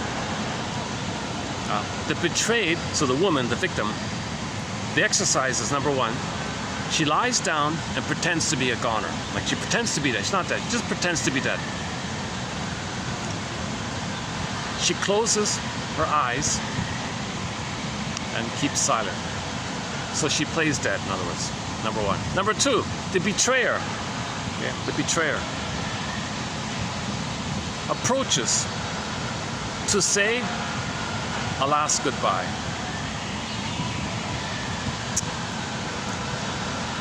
He says what won't be missed about the dearly departed. So she's pretending she's dead. He's gonna say, yeah, goodbye. I don't miss the caustic arguments, the guilt trips, the resentments, the sensation of being trapped. Okay, so he'll list all the things he hated about her. Okay, number two. All right, after he does all that. Next, number three, the betrayer explains what he will miss. I'll miss the hilarious pancake breakfast on Sunday mornings, the birth of our first child, the hikes in the autumn woods, and just go on like that. So he identifies what he will miss. Okay, then the mourner, the betrayer, expresses sorrow for the lost hopes, wishes, and dreams that will never come to pass. For example, maybe the round-the-world cruise they were going to take at retirement. They're going to miss their daughter's college graduation.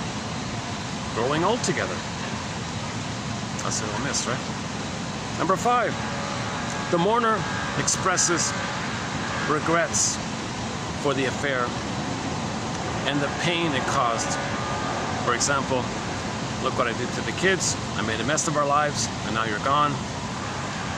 Finally, number six, the mourner kisses his mate goodbye, and with his own eyes closed, he visualizes her gone forever. By now, the mourner will probably be crying openly. Yeah, not a bad one. Yeah, that's okay. So that's go to 3010, the fourth one down. Or our cat's awake, huh? Yeah, cats do sleep a lot, don't they? So he gets to escape the apartment. What does he do? He goes to the bench and sleeps. Instead of running around looking for birds. It's funny, there are little birds here. He never chases the birds.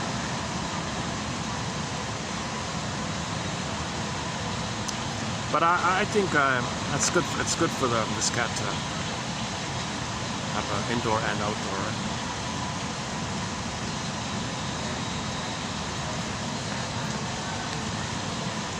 Yeah, that's something new. Have a cat just sit beside me in the video.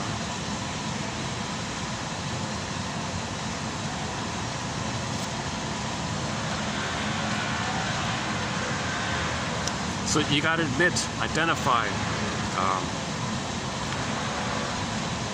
first what you're not going to miss. So you just pretend they're gone. They're not gone, but just, she might divorce, she might be gone. Just, it's an exercise, right? Just a way to facilitate the exercise. So she pretends she won't say anything. She's lying on the ground, eyes closed. She won't move or flinch or anything. The facilitator or the counselor or the workshop leader or whatever guides this. So the betrayer says what he won't miss. You know, you're gone. Hey, I'm not going to miss this. I'm not going to miss that. I'm not going to miss this. Oh no, I'm not going to miss those things. All right. So once he gets all that out. Number 3. All right. There must be something that you will miss. Okay. Those pancake breakfasts that we had on Sunday mornings, they were fun. Those Sunday morning brunches and pancake breakfasts that we had. When we had our first child, that was a special moment. We hiked together in the autumn woods. We saw the leaves, the autumn leaves. That was a nice time. I'm gonna miss that. Okay, number 4. So now identify the dreams and the hopes and the wishes that are now never gonna come to pass.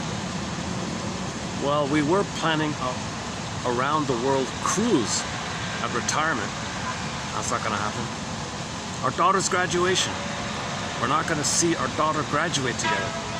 Put the hat on and all this. We're not gonna grow old together. And so on. Okay, now I guess it's a timing thing, you know. Okay, number 5 would be, all right, you philanderer. All right, betrayer. No, don't call him betrayer. All right, mourner. The mourner expresses regrets. Do you think maybe by now you feel badly about the affair? What you did and the pain, do you feel badly about it? Can you specify what you did that you feel badly about? Express some kind of regret. And identify the pain it caused. The pain to the kids, the mess in her life and his life. The home is maybe gone, I don't know. So just go on like that. Reality check, right? Okay, finally, the exercise is, all right, you're not crying yet? All right, number 6, take you to number 6. If he's not in tears by this, if he's not in tears by number 3, okay, he should be in tears, I would think, by number 4 or number 5. He should be already in tears, but if not, let's say not, one more chance here. Finally, the mourner kisses. Remember, she's on the ground sleeping, right? Pretending to be dead. You kiss him, kiss her like a goodbye thing, like she's in a funeral or something. Like imagine she's in a casket or something, and now you're admitting it's a gone thing. Now you gotta close your eyes and visualize, poof, that she's gone. By now, he should be weeping. If that's the case, there's a good chance they'll save the marriage. The book is called The Forgivable Sin. Adultery, the forgivable sin. It is a big hit for her. Apparently she did the talk show circuits. She went on all the famous talk shows like that, invited on all these shows like that. I never heard of her, never heard of her book. Just by chance came across it. So all of the quotes in 3010 come from that book, that adultery book. I just wanted to, some advertisement. Oh, something like that. Oh, I downloaded another app, all these pop-up advertisements, so I gotta delete that. Just on the lighter side here, just to end up on the lighter side. So sometimes you hear about these stories about the guy returning a library book that's 100 years old or something. So there was one yesterday about a guy in the 50s. He took out a book from the library called Woodcraft, how to survive, meaning how to survive in the wilderness. What edible plants. Like if you're alone in the wilderness, how do you survive, right? What are edible plants? How to figure out your way or something. So there's a whole massive book, 1,000-page book, or I think a very massive book. Oh, it's 2 parts, right? The camping one was part A, it's 500 pages. The part B was the woodcraft, another 500 pages. So it's called Camping and Woodcraft. I'm just focused on the second one. But he took this book out in the 50s or something as a college kid. And he loved it. He worshipped it. It was a Bible for him. It was a comfort for him. It was a teddy bear for him. He held it. He embraced it. It was a teddy bear. He held it. He clung to it. He carried it around. He read it over and over again. He kept calling, this book is gold. This book is, he fell in love with the book, and he held it. He didn't want to return it. Mine. Now he's like 90 years old, or 80 or 90 years old. All right, I think I can return it. I think I can let go of mommy, the memory. Symbolic memory. Somebody teaching me, somebody helping me, somebody supporting me, somebody keeping me alive, somebody teaching me, somebody respecting me, somebody helping me. Now I'm 99 years old. So he returned the book, whatever, 70 years beyond its expiry date, with a check for $100 or something. Sorry I kept it out for so long. Here's a check for $100. Hope that covers it. So I was curious about the book that he fell in love with. So I didn't read it, but when I just randomly opened it, in the introductory part, the author of the book says that he went into the woods himself, and he said, "Dear reader of this book, there's no graduation day. In the school of the woods, there is no graduation day." Lifelong learning. So he said there's no way he can teach every little thing about the wilderness, edible plants, tracking animals. All he had was some dry matches and a jackknife, he said. Is that right? So he can get food or fish somehow, and he can light a fire. And everything else, nature would provide. You know, I just skimmed a couple of pages. I immediately felt an immediate deep impression for indigenous people. Indigenous people know this woodcraft inside out in their bones. They know it deeply. Indigenous people can go in the wilderness in the winter, in the wilderness. Inuit people can go in the tundra and survive. It's a difficult material, right? And he talks about briefly, he got scared sometimes. He threw the compass away. Didn't no use. I don't care what the compass says anymore. I don't know which way to go. He was lost. Got scared sometimes. So he said, "Oh, sit down, calm down, calm down. Just make a circle, and you'll find your track again." It's like.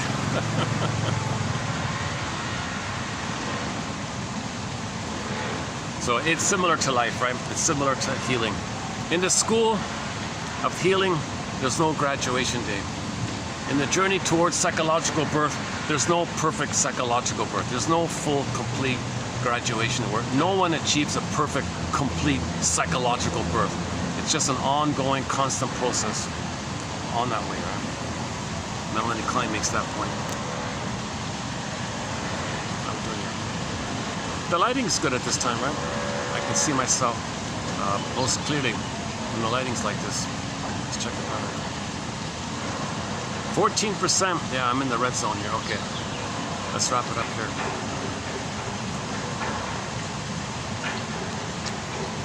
So, as usual, your mission, should you choose to accept it, is to skim the quotes and see if there's one of interest.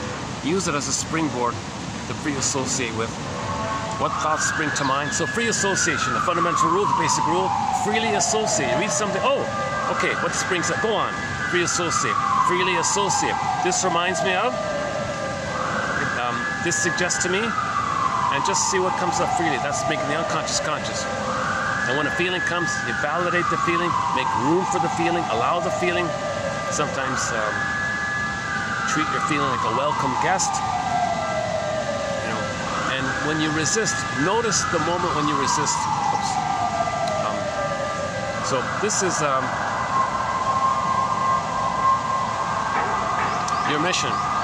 Should you choose to accept it, submit it for your approval and consideration. Is to skim these quotes, find one, What thoughts spring to mind here? What does this quote remind me of? What does this quote suggest to me?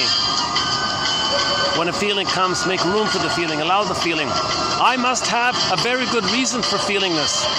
If it's more of a sensation, like visceral in your body, physiology, I must have a very good reason for feeling this sensation. And when you resist, notice when you resist. Submit it for your approval. Thanks very much.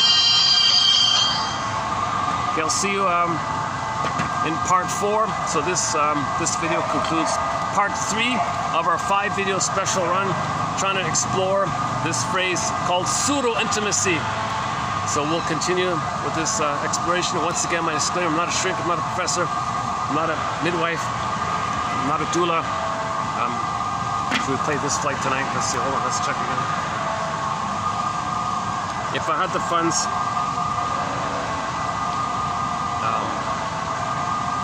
oh, I'm not online anymore, am I? Oh, what's that? Is the internet back? Oh, it's back, okay.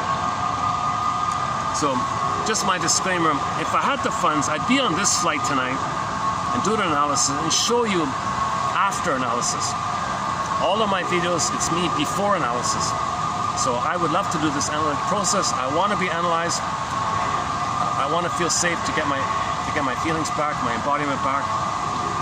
So I'm the compiler of the quotes. Disclaimer, disclaimer, disclaimer. I'm not a shrink, professor, doctor, midwife, doula, nutritionist, gynecologist.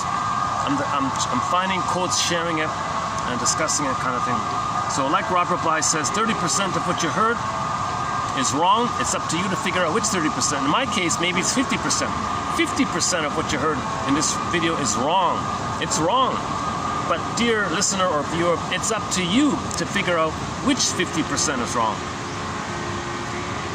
If all else fails, read the book, Camping and Woodcraft. Woodcraft means how to survive in the wilderness. Woodcraft by Horace. What's his name? Horace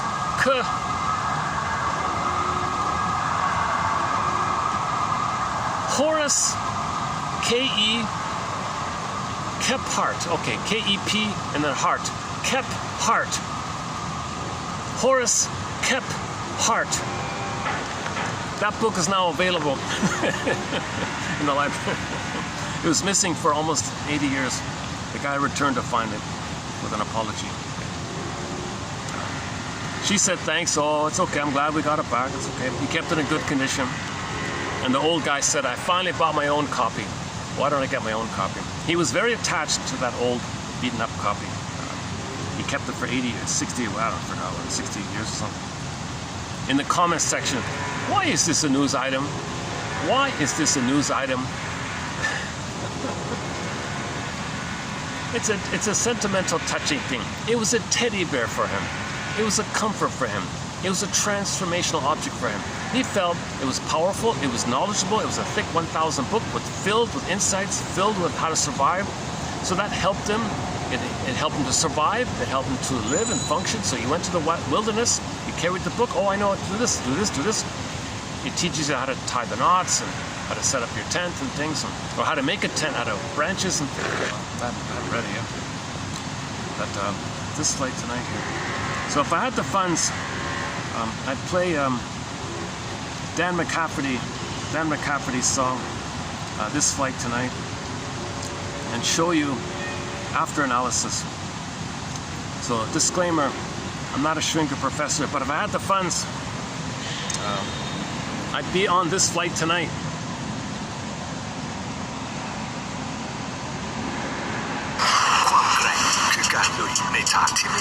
Oh, sorry. This goddamn ass. Oh, here we go. Studio, ich glaube, ein Titel von der Nazareth darf nicht fehlen. This Flight Tonight.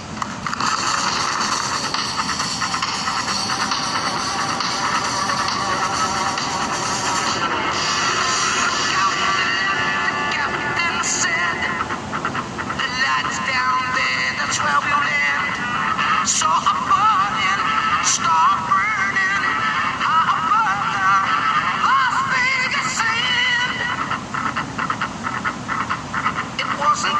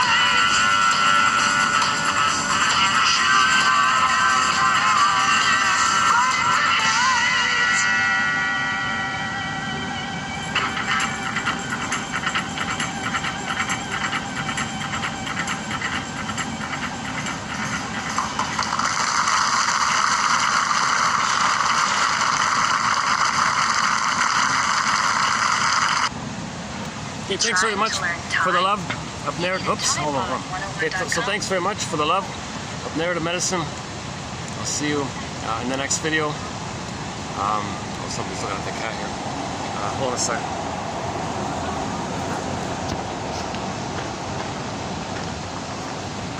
He's a friendly cat. You can pick him up. He's very friendly. You can pick him up. Yeah. The cat is very friendly. He plays always with him.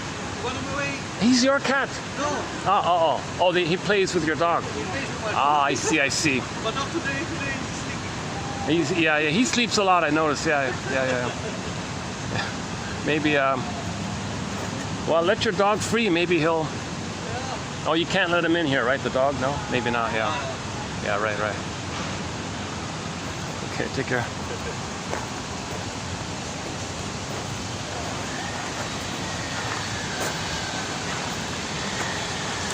Okay, so I'll see you in part 4 of 5 on our topic called pseudo-intimacy. Work in progress. It's our first sort of crack at it. To be updated for sure. So we're just opening up with 5 videos on this topic of pseudo-intimacy. And this concludes part 3. And I'll see you in part 4 for the love of narrative medicine, for the love of no longer chasing wild horses. Okay, Kim Ritchie's song, Chase Wild Horses. If you want another good song, check out Kim Ritchie's song, Chase Wild Horses. And so she said, I don't do that anymore. I don't chase wild horses anymore. Try a little tenderness. Self-tenderness. Okay, thanks very much. I'll see you. Can I show you the swan? Oh no, people are there. Okay, I'll show you the swan next time. Yeah. I wish I had a joke or something at the end here. Jesus. I used to close the videos with the kids joke. What's 5Q, the letter Q, plus 5Q? You're welcome.